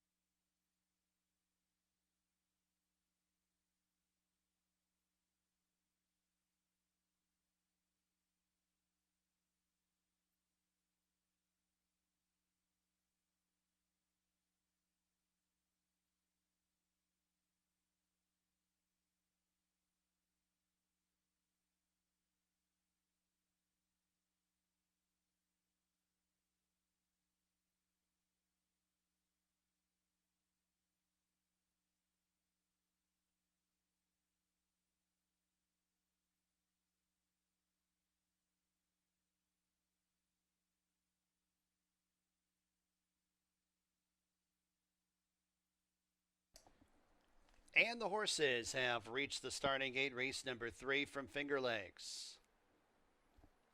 Field of 7 to go, a mile and a 16th. 3-2 on number 7, Almez. 8-5, number 1, Shake It for the Bird.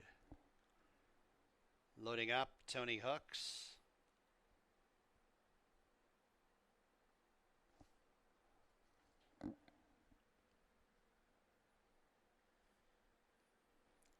Trinity River, Dancing Dan, and Almez.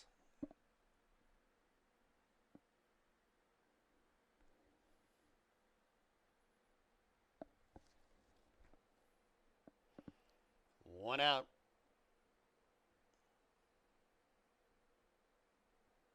And this field is set for a start.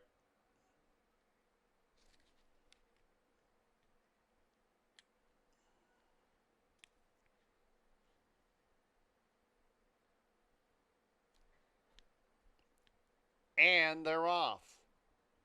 It's Almez sending out for the lead. Trinity River and Tony Hooks flashing early speed. Shake It for the Birds at the fence. Up into second. As they fight for early supremacy, it's Tony Hooks and Shake It for the Bird first and second. Trinity River spun out wide in third.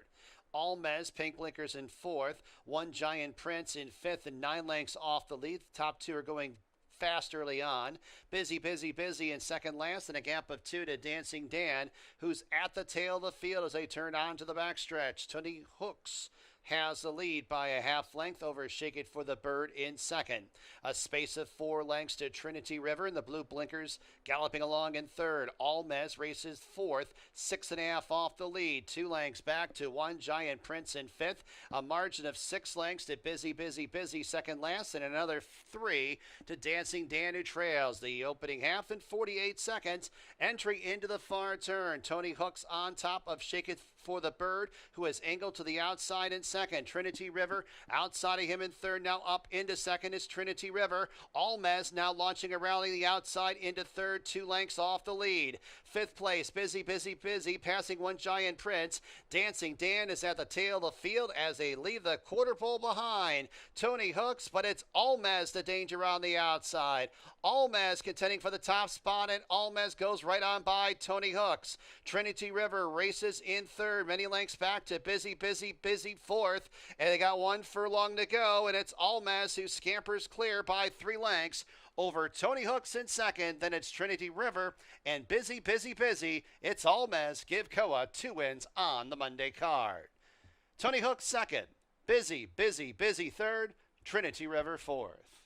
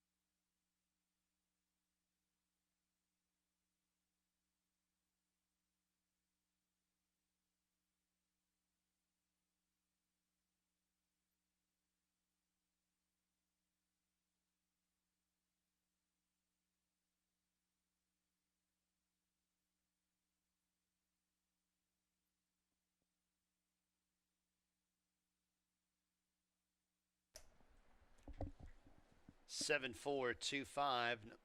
Number 7, Almez first.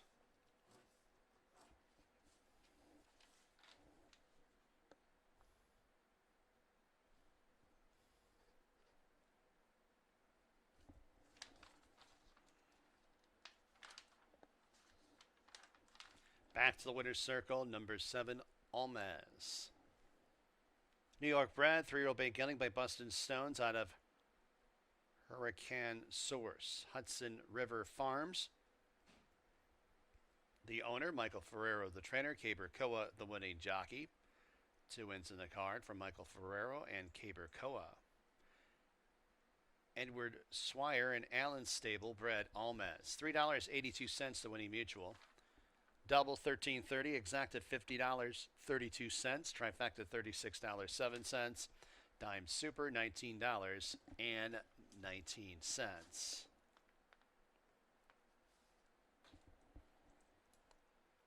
Fourth race from Finger Lakes. There are no changes. Exacta, trifecta, superfecta, daily double, late pick 5 wagering. Post time in 21 minutes at 2:29 p.m.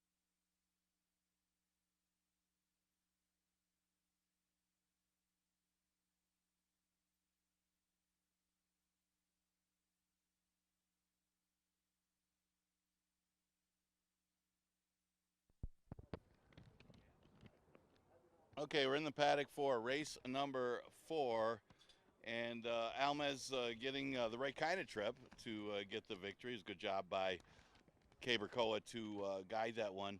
Just got a nice trip in behind the speed, sitting in 4th. You figure Tony Hooks went really quick early. That horse ran huge. Shake It for the Bird was chasing. You knew that one would fade back, and Trinity River didn't get the lead, so that one couldn't win from there. So Almez was the one that was in the perfect position to make a move and win the race under Cabercoa for Michael S. Ferraro. Okay, we look at this race. It's a $4,000 below bottom claimer that is a non-winners of a race since the date.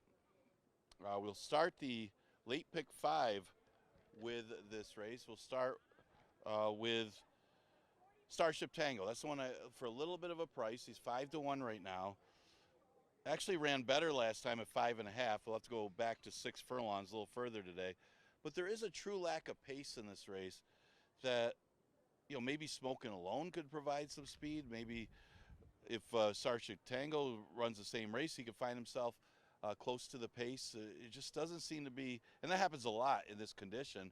You get races that just simply don't have a lot of pace in it.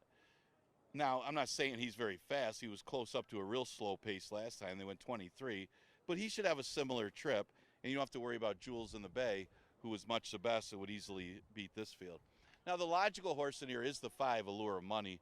Allure of Money cuts back in distance and drops in class, hitting an all-time low. This is a former stakes winner. He was up for Horse of the Year a few years ago. I think he was Horse of the Year, if I remember right. And he's still running against some tough competition in those starters. He dropped a 5 last time in the route and actually ran pretty good. He was close up to that fast pace and still hung around, but he didn't get the right kind of trip, and it was a mile and 16. So he cuts back big time to 6 furlongs, so don't expect much speed from him here. He's got a little more punch at 3/4, though, and he's got a little more back class than these, being the former New York Derby winner. The 4-horse is Smoking Alone, and remember, lack of pace. This horse can be pretty versatile. We've seen him sit back and make a wide run and still win. We've also seen him go to the front end and run well. And it seems like that's what's going on with him the last couple. He's been a little more aggressive, but the paces aren't that fast. But it's a similar race today where it probably will be a 47.5, and he'll be part of it. That puts him right there. Just the lack of pace makes him a contender. Magic Spin arrives from Penn National, was running at Laurel before that, but finally woke up a little bit with a 3rd place finish last time. Absolutely loves this distance. 10 of his 11 career wins have been at this distance. He's 10 for 36 overall at 6 furlongs. Obviously, he's up there in age. He's had 63 starts, but the last race that he ran is good enough to be competitive against this field, maybe even good enough to win. Always love these below bottom 4,000 claimers. Exacta Tri Super Daily Double, and the late pick 5 starts with this race.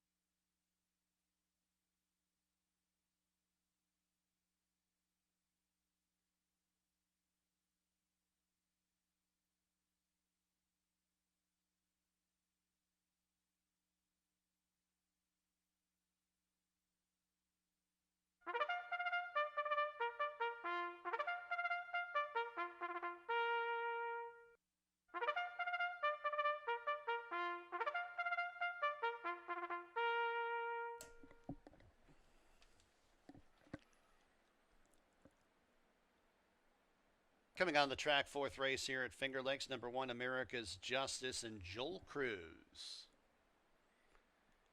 Number 2, Coinage, Laird Bailey, the runner.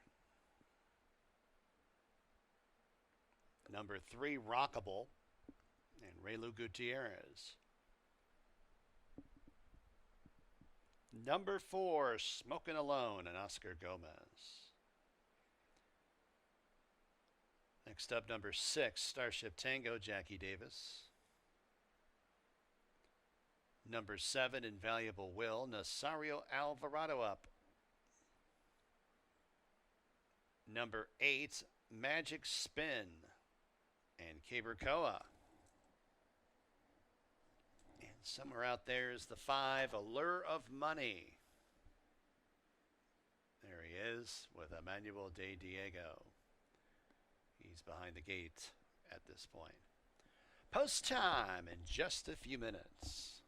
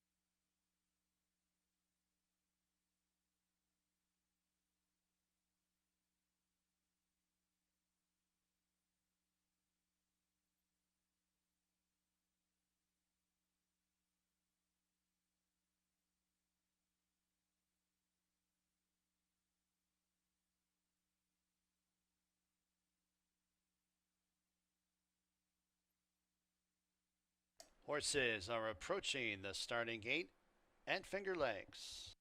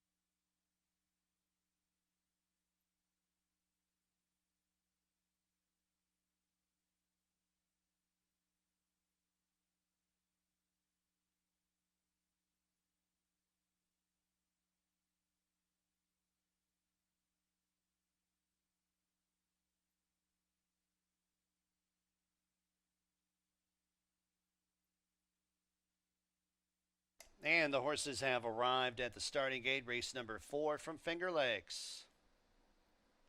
Field of 8 to go, 6 furlongs, 8 to 5, number 8, Magic Spin.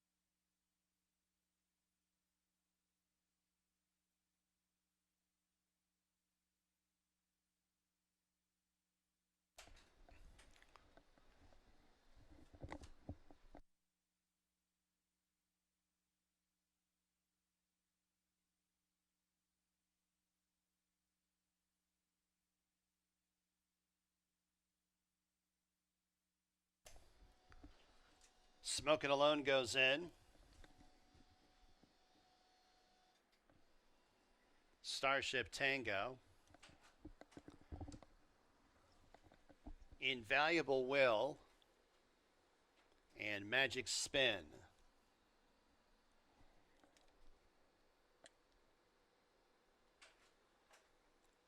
They're all in the gate. And they're off. It's Allure of Money who wins the break and goes out for the lead. Starship Tango also broke well. Invaluable Will's on the outside. Here's America's Justice at the fence, surging. Invaluable Will, 4 wide, gets the lead. Allure of Money, second. America's Justice, third. Starship Tango amongst horses, fourth. Magic Spin advancing a little bit in fifth, from fifth up into third. Coinage is towards the inside. Second last is Rockable, positioned about 7.5 lengths off the lead. And Smoking Alone is deep on the course at the tail of the field. Invaluable Will spurts clear by 3. Over Magic Spin and the White Blinkers in pursuit. Second, Allure of Money races third, and then it's Starship Tango fourth. Rockable launching a rally outside fifth, now up into third, 6 lengths off the lead, and then it's Coinage. Smoking Alone second last. America's Justice trails the field as they reach the top of the stretch. Invaluable Will the first to face us. Magic Spin tackles outside second. Rockable stands side third, and then it's Starship Tango and Allure of Money. 1 furlong to go. It's Magic Spin on top by 3 lengths over Rockable. Allure of Money splitting horses late with a chance to run into second, but it's Magic Spin. Give Koa his third win on the card. Allure of Money second, Rockable third. America's Justice rallied late for fourth.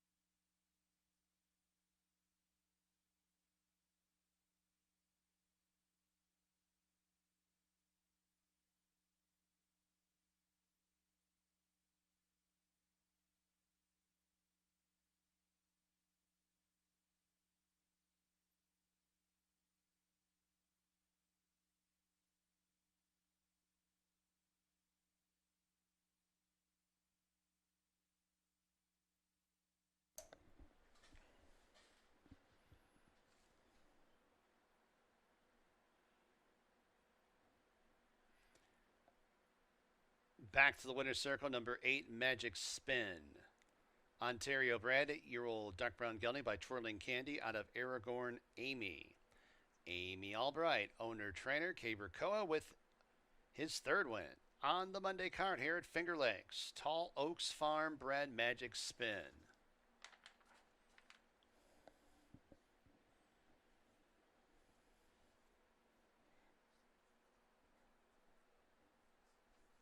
$5.52 the winning mutual. Daily double $13.58. Exacta $18.82. Trifecta $27.63. Super $21.37. Pick 3 $8.06. Race 5 from Finger Lakes. There are no changes. Exacta, trifecta, superfecta, daily double. Late pick 4 wagering. Post time race 5 in 22 minutes at 3:01 p.m.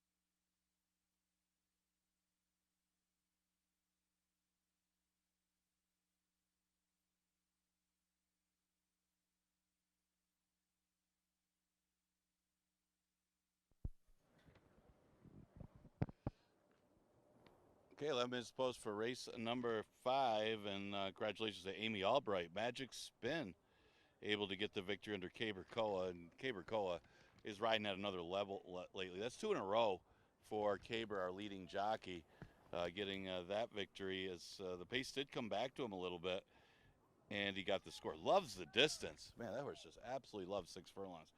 5,000, never won 3 claimer is the 5th. And look at some of the contenders, pretty wide open. I did land on the 1, give him a slight edge in here, because I think he might be able to get the right kind of trip. He's on the inside, he's on the rail. There's speed types outside him, but nobody's really that quick that he might be able to hold the rail and to get that kind of a trip. Now, his last race, he was sitting off of an average pace. John's in charge, able to get a perfect trip to get the victory, and that horse was better anyway. This one didn't have as good of a trip and ended up in a chase, and they came home quick. John's in charge came home in 105 and change. Well, we'll take that a little bit differently here with a different field where he's on the rail and with the pace.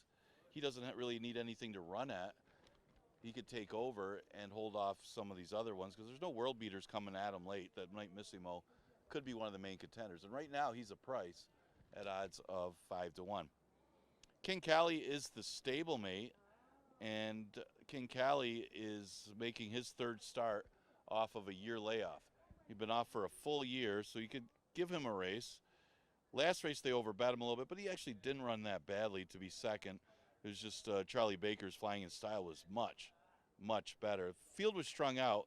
It was a few lengths back to the rest of the field. The number wasn't anything special, but again, he's improving. He improved off his last race, and now he goes back to worry. Obviously a big threat. Both of these Engelhard horses are win threats in this race. The 3 is Deputy Tremont. He'll be more of a late player in here, but ran one of his best races last time. Again, John's in charge, came home in 105, and he finished ahead of Night Missimo by coming off the pace. He may get a similar trip in here. If everybody's bunched up early, he could sit from the back and make a run and hit the board, and he's going to be a little bit of a price. His number, obviously running behind that 105, was pretty good. And if he can repeat that effort, he should be right there. And again, he's another one that's a price in here. It's interesting because most of the early money is on King Cali. They seem to, all these Cali horses seem to take a lot of play, and they seem to run 2nd and 3rd a lot. Just seems to be a thing. Now, it's not over yet. Could be the speed of the speed. If he can clear, if Night Missimo is unable to hold the rail and it's not over yet, can clear, he might be tough to catch. He showed good speed last time against the 3 Lifetimes, but gave it up late to 2 better horses. Aries Magic and John's in Charge ran 1-2 ahead of him after he flashed that pace. Both of those horses would be heavy favorites against this field. So for him to hold on to be 3rd, that might be good enough to win against this field if he can get the same kind of clear lead, and he'll be a big price. Right now he's at 6-1, but could be the speed of the speed. Exacta Tri Super Daily Double in the late pick 4 starts with a 5th. You've got about 8 minutes to post.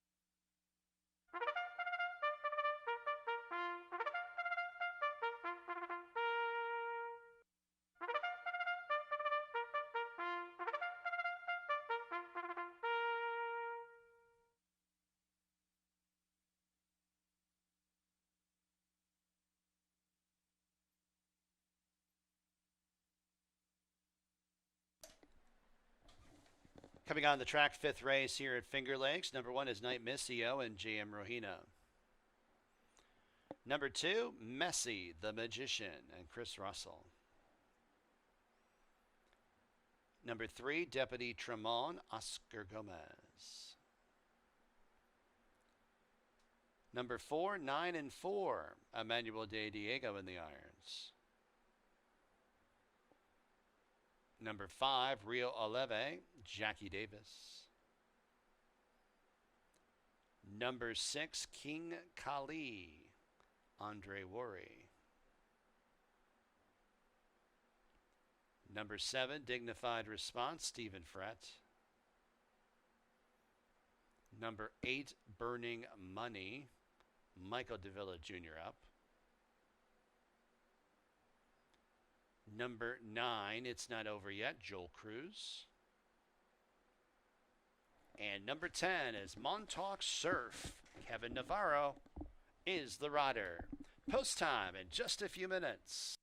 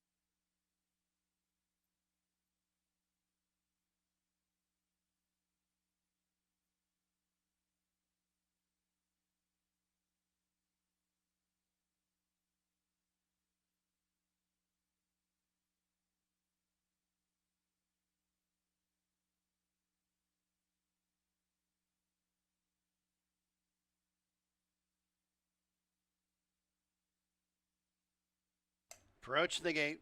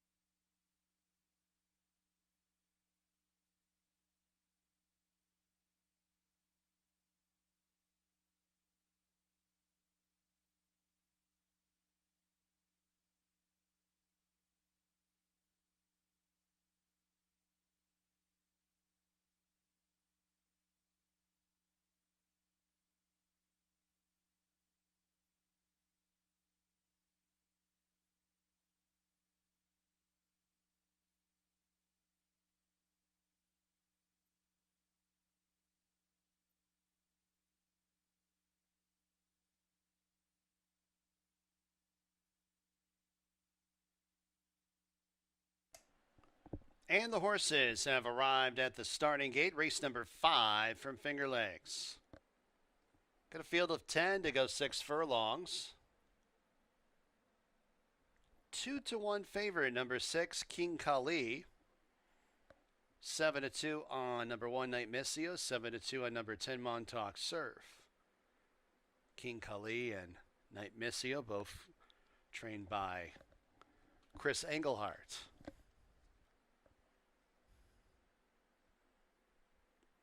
Deputy Tremont, 9-4.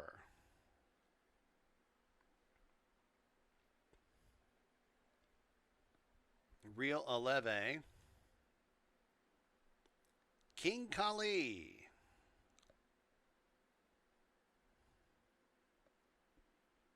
Dignified Response, Burning Money,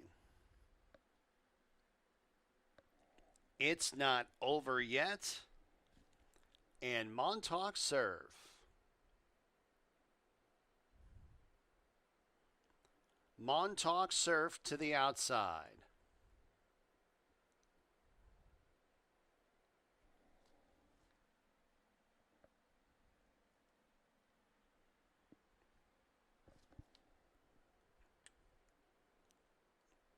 They're all in the gate.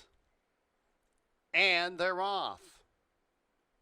Decent start. It's Not Over Yet. Edges out for the early lead and strides away by 3 early on. Montauk Surf, King Kali, Deputy Tremont, 2nd, 3rd, and 4th. Rio Aleve behind horses in 5th. Then it's Burning Money, 6th. Night Missio's in 7th, 10 lengths off the lead. A length back to Messi the Magician in 8th. Then a length and a half to 9-4, who passes Dignified Response at the tail of the field. On to the turn. It's Not Over Yet. Winging on the front end, the leads 5 lengths. King Kali 2nd, first quarter mile, 22 and a 5th. Montauk Surf outside 3rd. Deputy Tremont towards the inside 4th. Rio Aleve tracks in 5th, 7 lengths off the lead. Night Missio scoots on through towards the inside, and 9 lengths off the lead is that one, followed up by 9-4 as they reach the top of the stretch. It's Not Over Yet is homeward bound, has the lead by 5. Deputy Tremont's in 2nd. Montauk Surf and Rio Aleve are bearing down on the outside. Rio Aleve's up into 2nd, 16th to go. It's Not Over Yet leads by 3 lengths over Rio Aleve outside 2nd, but time is running out, and It's Not Over Yet will prevail over Rio Aleve. Close for 3rd, Deputy Tremont or King Kali.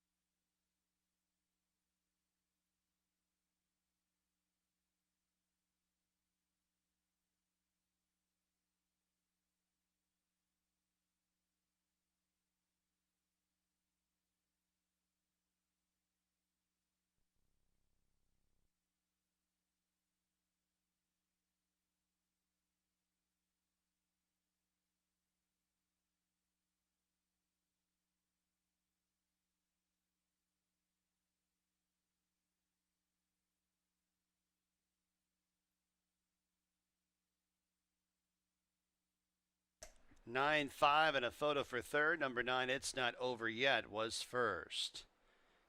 Third went to number 3, Deputy Tremont. Fourth, number 6, King Kali. 9-5-3-6 in race 5 from Finger Lakes. 6 furlongs, 112.22.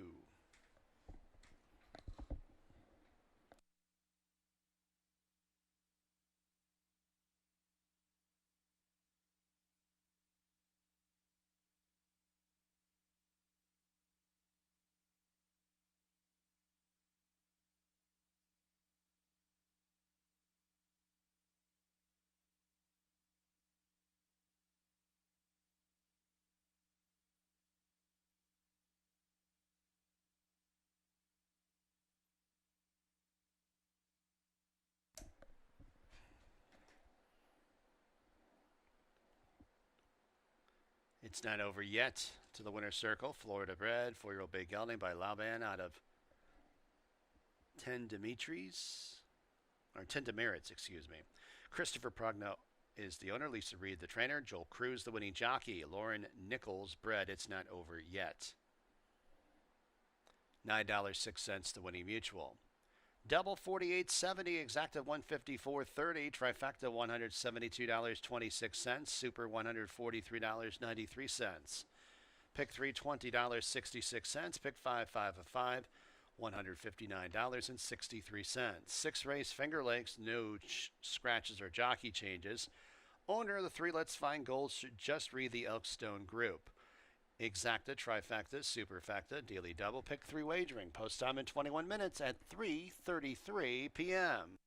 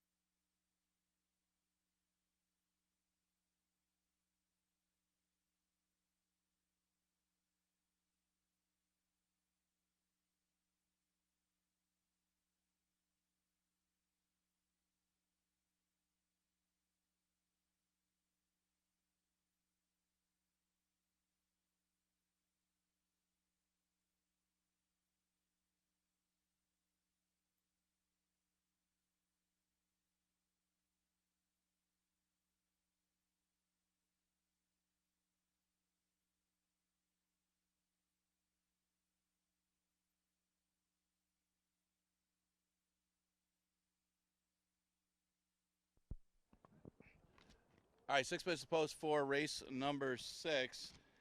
And yeah, not a lot of speed in there, and it's not over yet. Was able to shoot out to a big clear lead, and he was gone. I mean, nobody even challenged this horse or even close to this horse. It was Real Alive made a nice late run, but the race was already over. It's not over yet. Well, it was over early. Joel Cruz, good job by him getting that horse out there. Gets the victory for Lisa Reed and Chris Progno, their first win of the season. Congratulations to Prague and Lisa. All right, 6th race, 5,000 claimer, never won 2 condition, and another pretty competitive field. I mean, you got the 2 Army Proud getting some play off of a good-looking maiden win, and you got Winston D's going to get some play off of his maiden win. Then he had a 10 post, wasn't badly beaten. I landed on the 5 Ragtime Prankster, looking to see if Donna Beretta can get her first win of the season. But this one dropped to 5 last time, and Dignified Response got the better of the trip. And I think that was the difference. Ragtime Prankster was forced to go very wide on the turn, while Dignified Response, the Red Sea opened for the horse, and he was able to sneak in between horses and get the victory. So maybe Ragtime Prankster could get the better of the trips this time.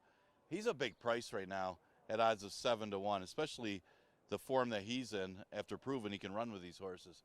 The 6-horse Winston D, yeah, he got the lead in the slop against maiden 5s and just dominated. Not the same thing when he didn't get the lead from a 10 post, but he should be out there with a pace today, which makes him live again. I don't know how fast Let's Find Gold is off of his maiden victory because he didn't have to go that fast.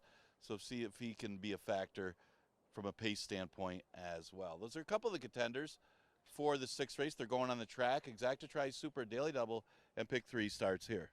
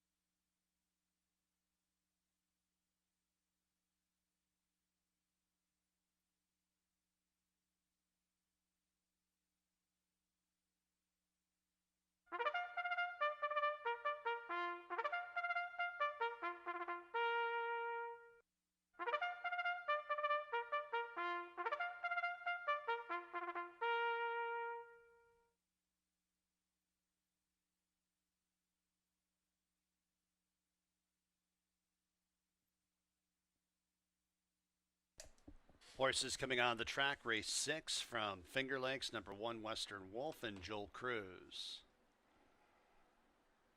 Number 2 is Army Proud and Michael Davila Jr. Number 3, Let's Find Gold, Oscar Gomez. Number 4, 8 Sunset Drive, Ramon Mulero aboard. Number 5, Ragtime Prankster, John Barrios. Number 6, Winston D. and Luis Perez. Number 7, Wit Dashing Speed, Andre Worry. Number 8, Swift Banks, Stephen Fretz.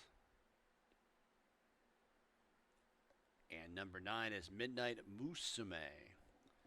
And Jeremiah Flores. Post time in a few.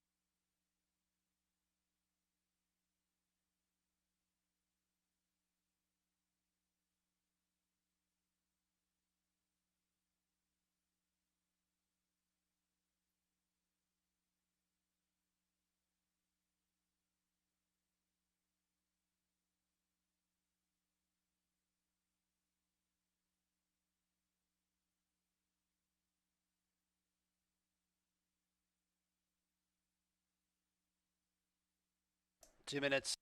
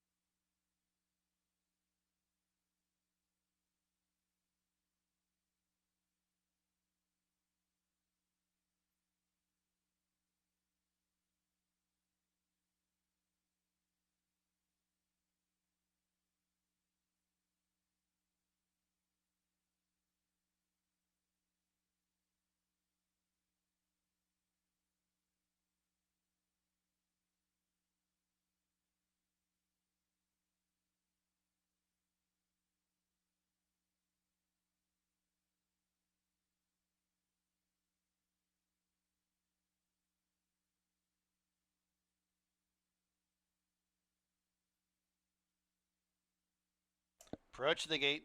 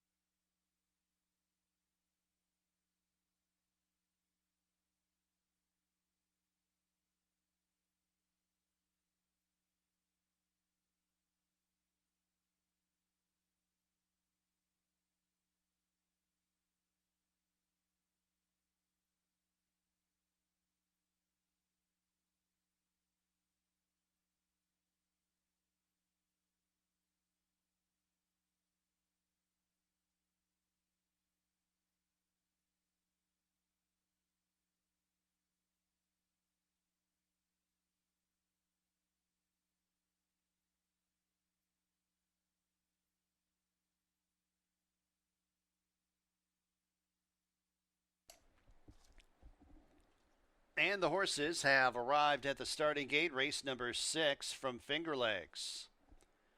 Got a field of 9 to go 5 1/2 furlongs. Pretty wide open betting board. 5-2 on number 2, Army Proud. Winner of a maiden claiming race here at Finger Lakes last time out. 3-1, number 6, Winston D.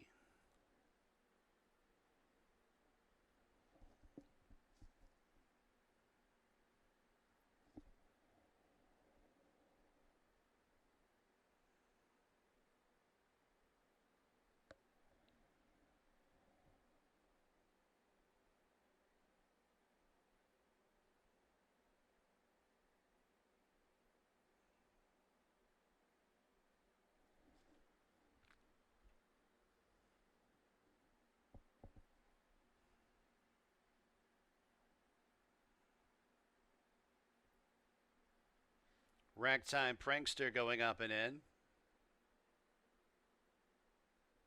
Winston D in the Black House Silks.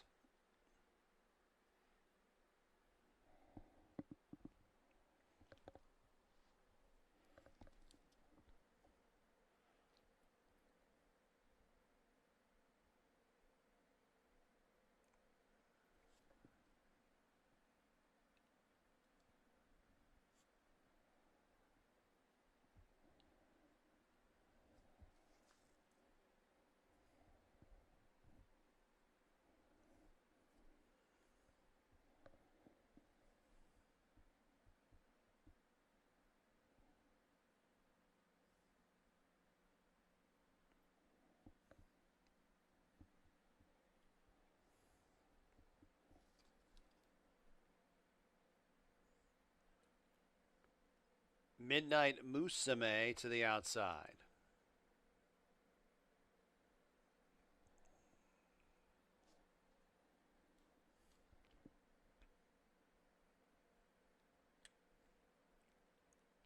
They're all in the gate.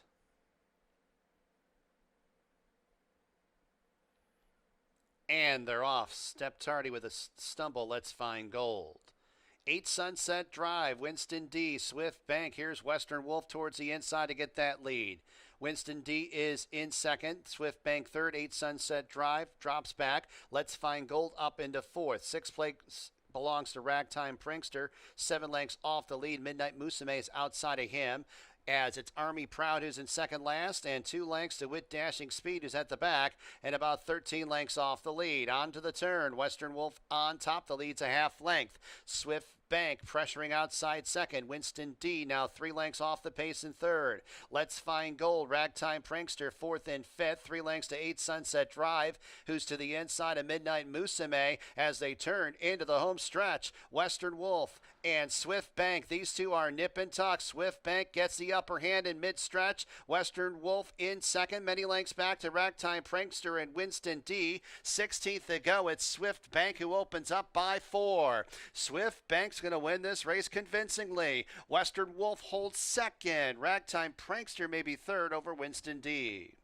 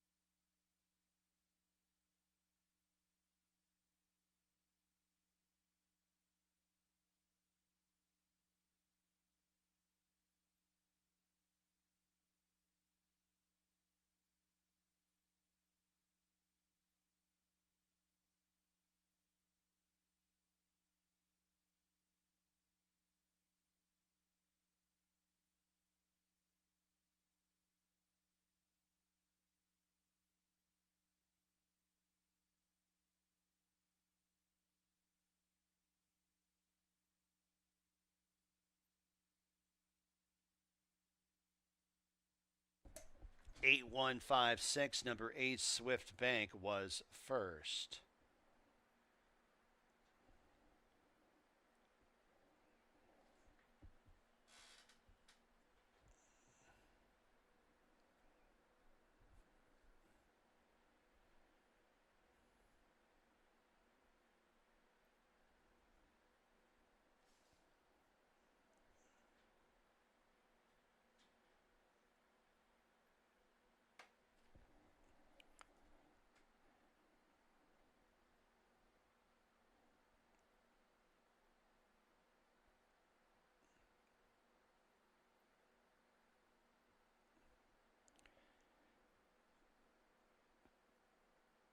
Back to the winner's circle, number 8 Swift Bank. New York bred, 4-year-old Doc Brown Gelding with a central banker out of Danya. Beth Miller Saul and Mark Bartholomew, the owners. Beth Miller Saul's the trainer. Stephen Frett, the winning jockey. Cedar Meadow bred, Swift Bank.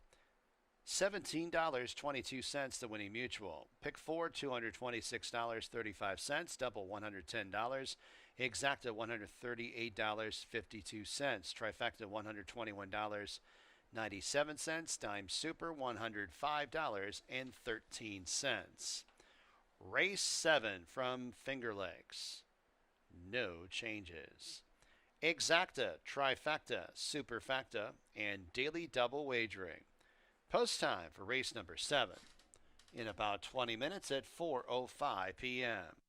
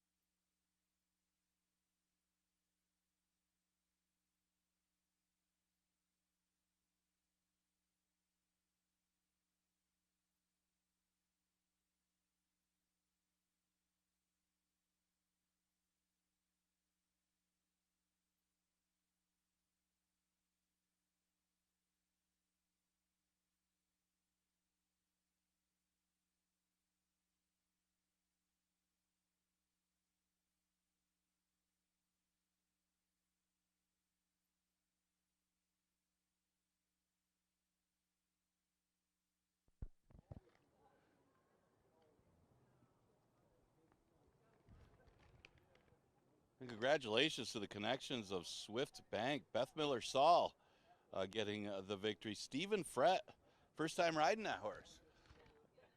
Was in perfect position to take over before anybody else got going, and made the perfectly timed ride by Stephen Frett to get the win for Swift Bank.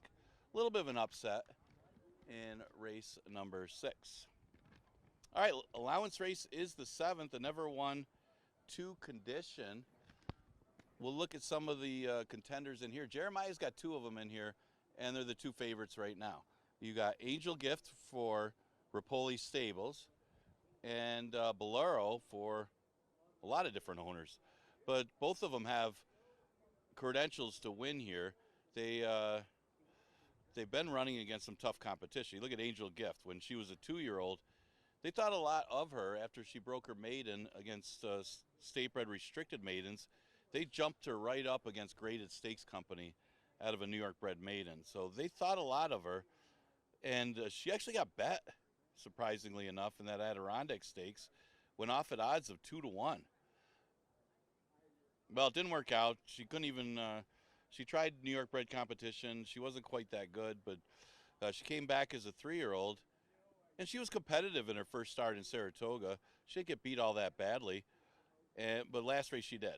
And those are tougher conditions, though, those one other than state breds. And then she goes to this straight 2-year-old or straight 2 lifetime race, and this should be a lot easier. This horse costs $300,000 as a yearling. The Dam is a graded stakes winner.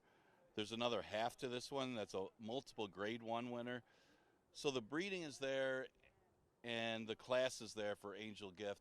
Seems like a winnable spot, but it is hard to gauge where she is because since her maiden victory, she hasn't hit the board because she's been so overmatched. But this looks like a good spot for her. In the 6th, the Bolero, you could say similar things about her. She ran here in short distances of 4.5 and 5.5 and ran second in both of those races and ran well. She got the lead at 4.5, but ended up getting run down in that race, and then lost to Galilean's Girl, horse going pretty good for Linda Dixon.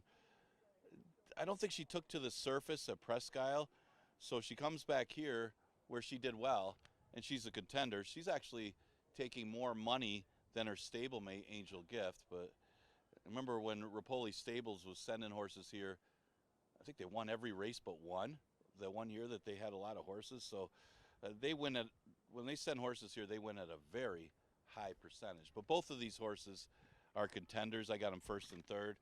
The other horse I threw in there was a long shot. And in this one, I'm talking about Anagenda.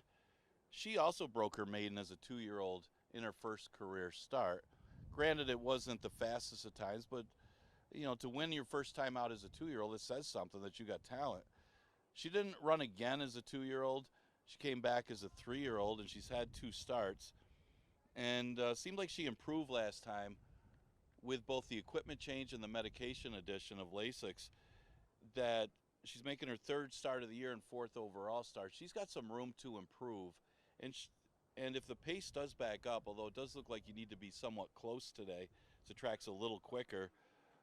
But if the pace does take its toll, here comes Anagenda, who might be overlooked. I mean, like I said, she does have some talent, but she hasn't done much so far as a 3-year-old. Maybe this is the day that she could put it together. Now, as far as an underneath horse and a deep closer, cutting back in distance, but does have the numbers to contend, and that's Ishka Bibble. This is a big-time cutback in distance from a mile 70. She has run the 3/4 before. She didn't do so well as a maiden running 3/4, but she did break her maiden going 7 furlongs.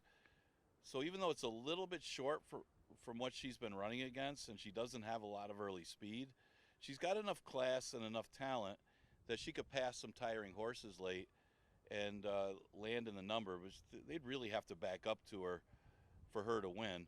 But she certainly has the breeding and the credentials to be a contender in here, but just unsure of the short distance. I threw her 4th because I think she could at least pass some horses, maybe not necessarily to win, but to land in the Trier Super.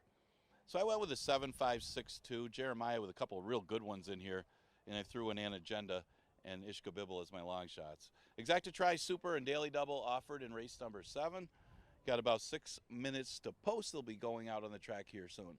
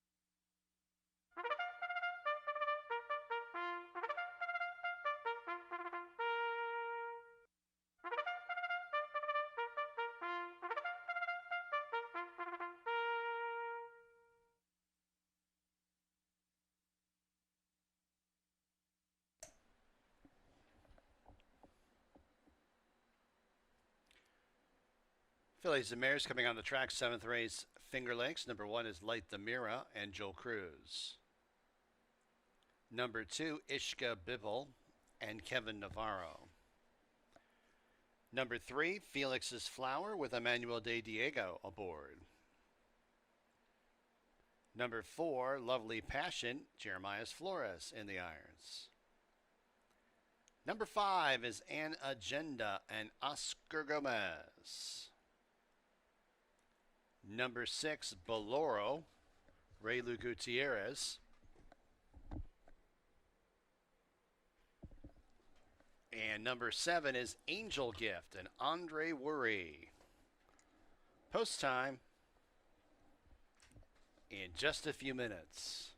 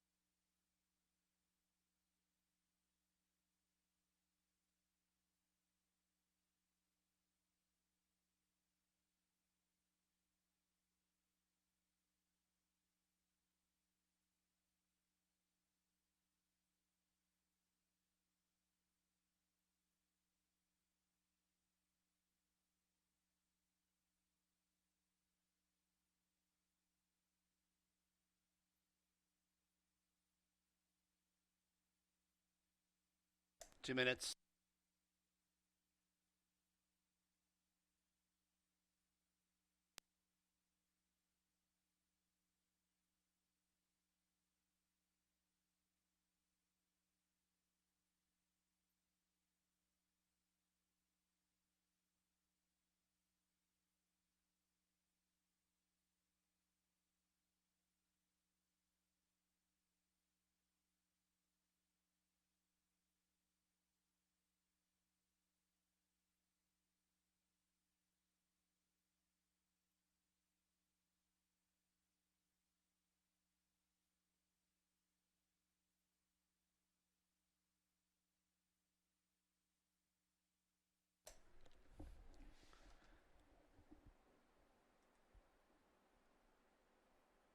Another reminder that our next free $2,000 handicapping challenge will be Monday, August 24th. So mark your calendars now to be on track for the next free $2,000 handicapping challenge here at Finger Lakes. The first of the handicapping challenges is going on today here on track. Horses are approaching the starting gate for race 7 from Finger Lakes.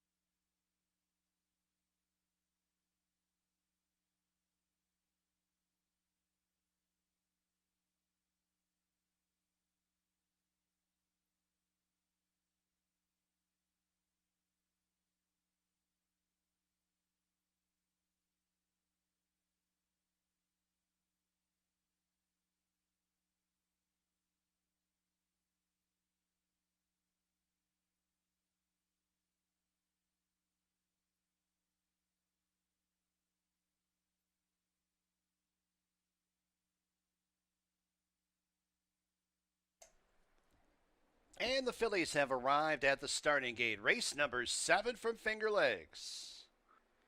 Got a field of 7 fillies to go 6 furlongs. 8 to 5 on number 7, Angel Gift for Rapoli Stable. 3 to 1 on number 4, Lovely Passion. 3 to 1, number 6, Boloro. Ishka Bibble goes up into the gate.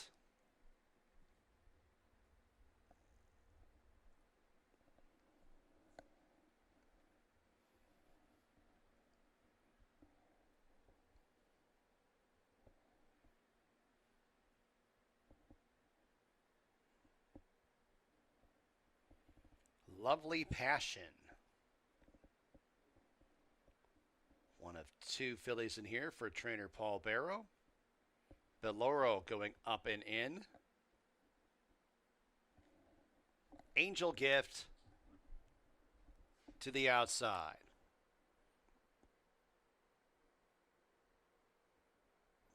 They're all in the gate, and they're off. Good start for Felix's Flower, who jets out for the lead. Lovely Passion is on the outside grabbing that lead. Angel Gift tracks in third, then a length and a half to Boloro in fourth. And Agenda to the outside of Light the Mirror, fifth and sixth. And 5 lengths to Ishka Bibbles at the back of the pack, and about 14 lengths off the lead. Half mile to go. Lovely Passion on top by 3. Felix's Flower and Angel Gift in pursuit, second and third. Boloro tries to probe throughout the fence in fourth. Then 5 lengths back to Ann Agenda's drop back. Half length to Light the Mirror, who's about 6 in front of Ishka Bibble. First quarter, 22 2/5, 2.5 furlongs to go. Lovely Passion taken on by Angel Gift. It's Boloro who switches to the outside in third, 3 lengths off the lead. Then it's Light the Mirror. Ishka Bibble's running from far back in fifth. They got 3/16 to go, and Angel Gift takes over the lead. Angel Gift has the lead by 4 lengths. Beloro second. Lovely Passion drops back. Light the Mirrors next. Then it's Ishka Bibble and Anna Gendo. 16th to go. It's Angel Gift who's home free. Angel Gift's got this race lock, stock, and barrel. Angel Gift wins by 5. Beloro second. Anna Gendo third. Close for 4th. Light the Mirror or Ishka Bibble.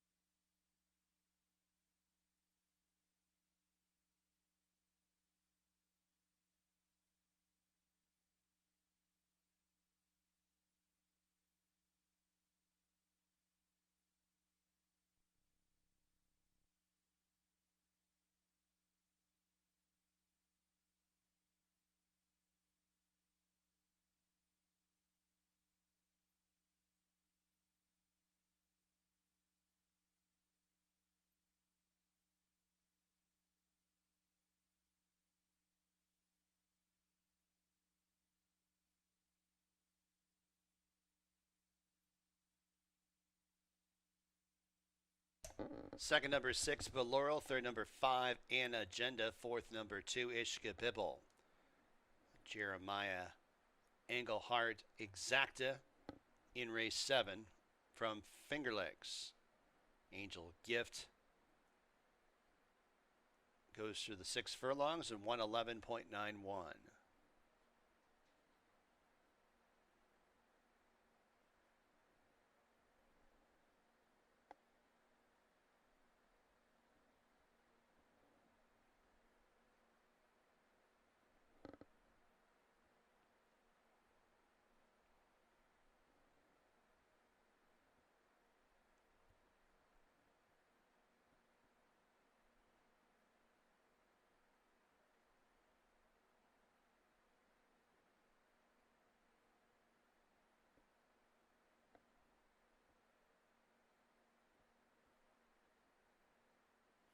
To the winner's circle, number 7, Angel Gift. New York bred, 3-year-old Dark Brown filly by Connect out of Georgie's Angel. Ripoli Stable owns, Jeremiah Engelhardt trains, Andre Worry, the winning jockey. Kathleen Burke Schweitzer and Daniel Burke bred Angel Gift. $4.30, the winning mutual. Superfecta $6.61, double $41.84, exacta $11.38, 50-cent trifecta $8.26. Eighth and final Finger Lakes. There are no changes. Exacta, trifecta, superfecta wagering. Post time for the eighth and final in about 19 minutes at 4:35 p.m.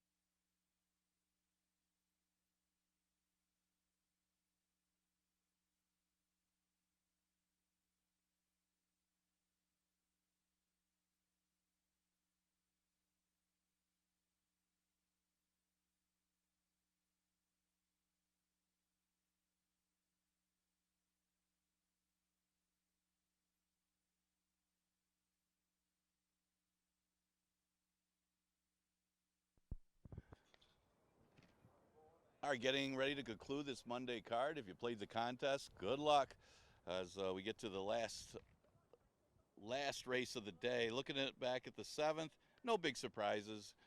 Angel Gift, they did find her late, but she was just too classy for that field. Andre Worry for Jeremiah Engelhart and Rapoli Stable. Actually, Jeremiah ran 1-2 in there as Ballora able to hold off an agenda for the second place position. So dominated by the Engelhart barn. All right, let's look at the last ever 1-3 condition, going 5.5 furlongs. We'll look at some of the contenders in here. We'll start out with Valentine Gift, who put in a little bit of a clunker last time after a couple in the money finishes against the 11 to 9s. So if you can forgive the effort, you certainly can play her today. That was a tough heat too for the 11 to 9 level. Won by It Will Be Fun. You had Signifying Nothing, who's no slouch at that level. This is a big difference. And you look at the numbers that she was putting up in the previous 2 races, easily good enough to beat this field. And even the last number is competitive. So, she takes the logical drop to 5,000, and that alone makes her very logical and very much a contender in here. Adjustable rate. Yes, she looks like the possible inside speed. Cue the Music appears to be the other speed in here, but adjustable rate is just as fast as she's inside her, and that could be an advantage. She has gotten the lead at some point, going 6 furlongs the last 2 races, and now she shortens up to 5.5, which is a great angle here at Finger Lakes, especially with a horse that's inside placed like this from a 2-post. That's going to make her extra tough if she's able to acquire the lead from that position, being inside Cue the Music. Yeah, Cue the Music is the other speed, and that may help her hang around a little bit. She's going to be a long shot in here, and she's right now at 12 to 1. She was claimed earlier in the year, and it's not like she's been that badly beaten. They put her up in class off the claim. She ran 4th, not bad. Dropped her slightly to the 11 to 9, and didn't work out. But her previous 2 starts, since dropping back down to 5,000, have been pretty decent. She's nowhere near the front, but she's hanging around under Chris Russell. So she's got a real money chance in this race at a big price. She's currently at odds of 12 to 1. She'll be in perfect position. If you figure the 2 to get the lead and she's outside of her, she'll be in contention. And that's really kind of the trip that you want today. So I think she's getting overlooked a little bit at 12 to 1 with the low profile connections. TD McGee's off of a win, and 1 step lower than this one in the 2 lifetime. But she was running against the 11 to 9s, and she responded to the drop with that victory. Actually, it was the 2 drop downs, TD McGee and Claire Vidente, who ran 1-2. They're making the same drop. She was actually a little better of the price because Claire Vidente got bet off the board for Linda Rice. But she was running against tougher before that, so it would not be that big of a surprise for her to come back here. She won't be as close to the pace, it doesn't seem like, with these horses as she was last time in a paceless race. When they went 23 for the first quarter, that actually put her in the race. But I don't think they're going to go 23 here, probably 22 and change, and that may force her to make up about 3 or 4 lengths in this race. But still, in her form off of the win, she's got to be considered a serious contender in here. And she is getting a little bit of play. She's currently the 4th choice on the board at odds of 5 to 1. So those are some of the contenders, the ones that I liked here in the last race. We are going to continue live racing for 2 more days. We go Monday through Wednesday. Got 8 races tomorrow and a big 9-race card on Wednesday. But tomorrow, first post, 12:55. We'll see you then.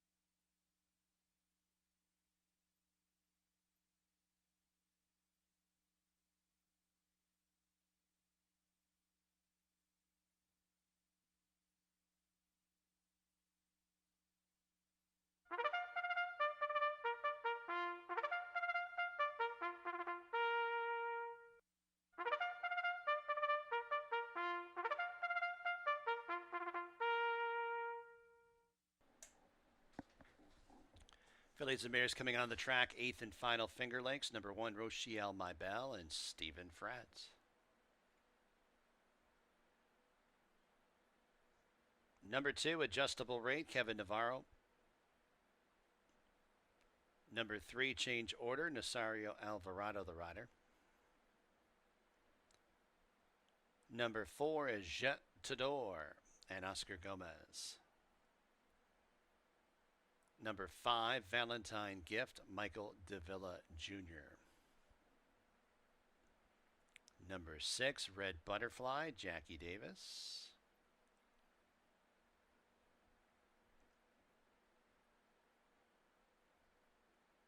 Number 7 is Cue the Music, Chris Russell, the rider. Number 8, T.D. McGee and Emmanuel De Diego. And running at the field, number 9, Celtic Ledger and John Barrios, the riding assignment. Post time in just a few minutes.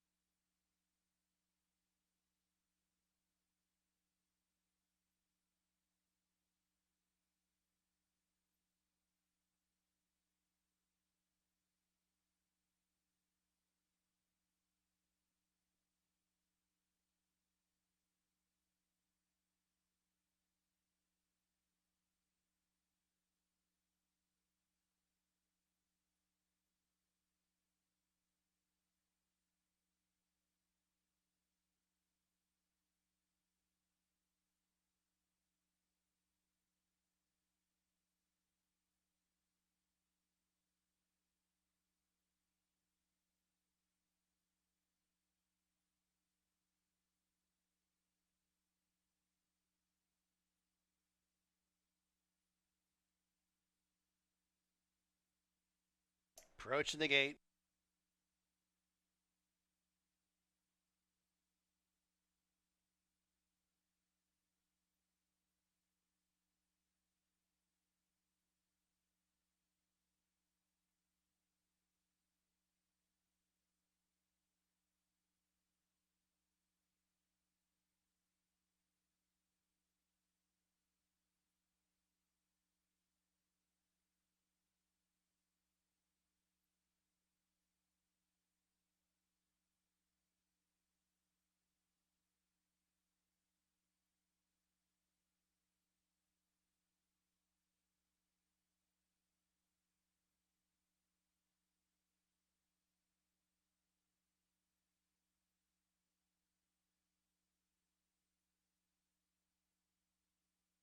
Fillies and Mares have arrived at the gate for the 8th and final from Finger Lakes. Got a field of 9 fillies and mares to go 5 1/2 furlong. 6 to 5, number 5, Valentine Gift. She's dropping down in claiming price. 2 to 1 on number 2, adjustable rate. Second and third in her last couple starts at today's class level. Valentine Gift going up into the gate. Red Butterfly and the Black House Silks. Cue the music. Cue the music goes in. TD McGee and Celtic Ledger.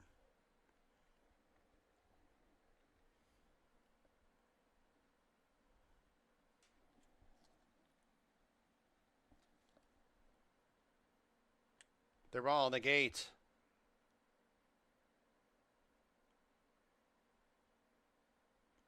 And they're off, hop in the air at the start. Celtic Ledger, cue the music, had the check. It's adjustable rate who blazes out for the front end. Valentine Gift forwardly placed outside second, change order third. Jet to door fourth. TD McGee's in fifth, 4 lengths off the lead, now up into fourth. Sixth place Celtic Ledger and about 8.5 off the lead. And then it is Cue the Music in seventh. Rochelle My Bells in second last. And Red Butterflies at the tail of the field. Onto the turn. Adjustable rate taken on by Valentine Gift. These two clear by a length as it's TD McGee who charges up to the outside, 3 wide in third. Celtic Ledger, red blinkers 4 to the outside, a change order. Cue the Music's outside in sixth and a length and a half back to Jet to Door in seventh as they arrive at the top of the stretch and TD McGee takes over the lead. TD McGee is homeward bound. Valentine Gift, adjustable rate plugging away second and third. Change order fourth outside to Cue the Music and Celtic Ledger, 16th to go. TD McGee, Valentine Gift, change order on the outside in deep stretch. TD McGee clinging to the lead. Here's change order. TD McGee wins. It's a photo for second. Valentine Gift hung in there nicely in that photo with change order for the place.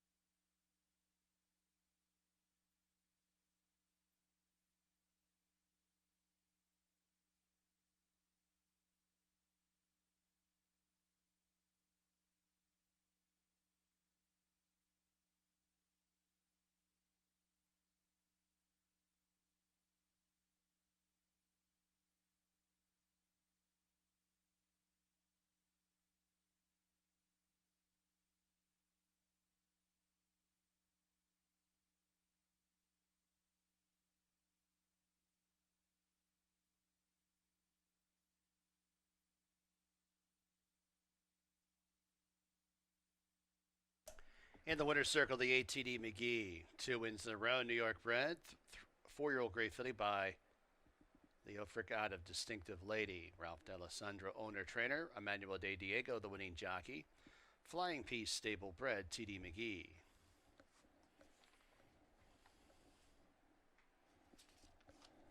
$9.42, the winning mutual. Double $28.10, exacta $28.16, trifecta $67.28. Super $74.84, pick 3 $68.65, pick 4 $292.06, pick 5 5 of 5 $1,004.72. 8th race, last live race here at Finger Lakes for on Monday. Next live racing date tomorrow, Tuesday. First post, 12:55 p.m. Eastern. From high atop the roof here at Finger Lakes Gaming and Racetrack, this is your track announcer, Bill Downs, signing off. Have a tremendous evening.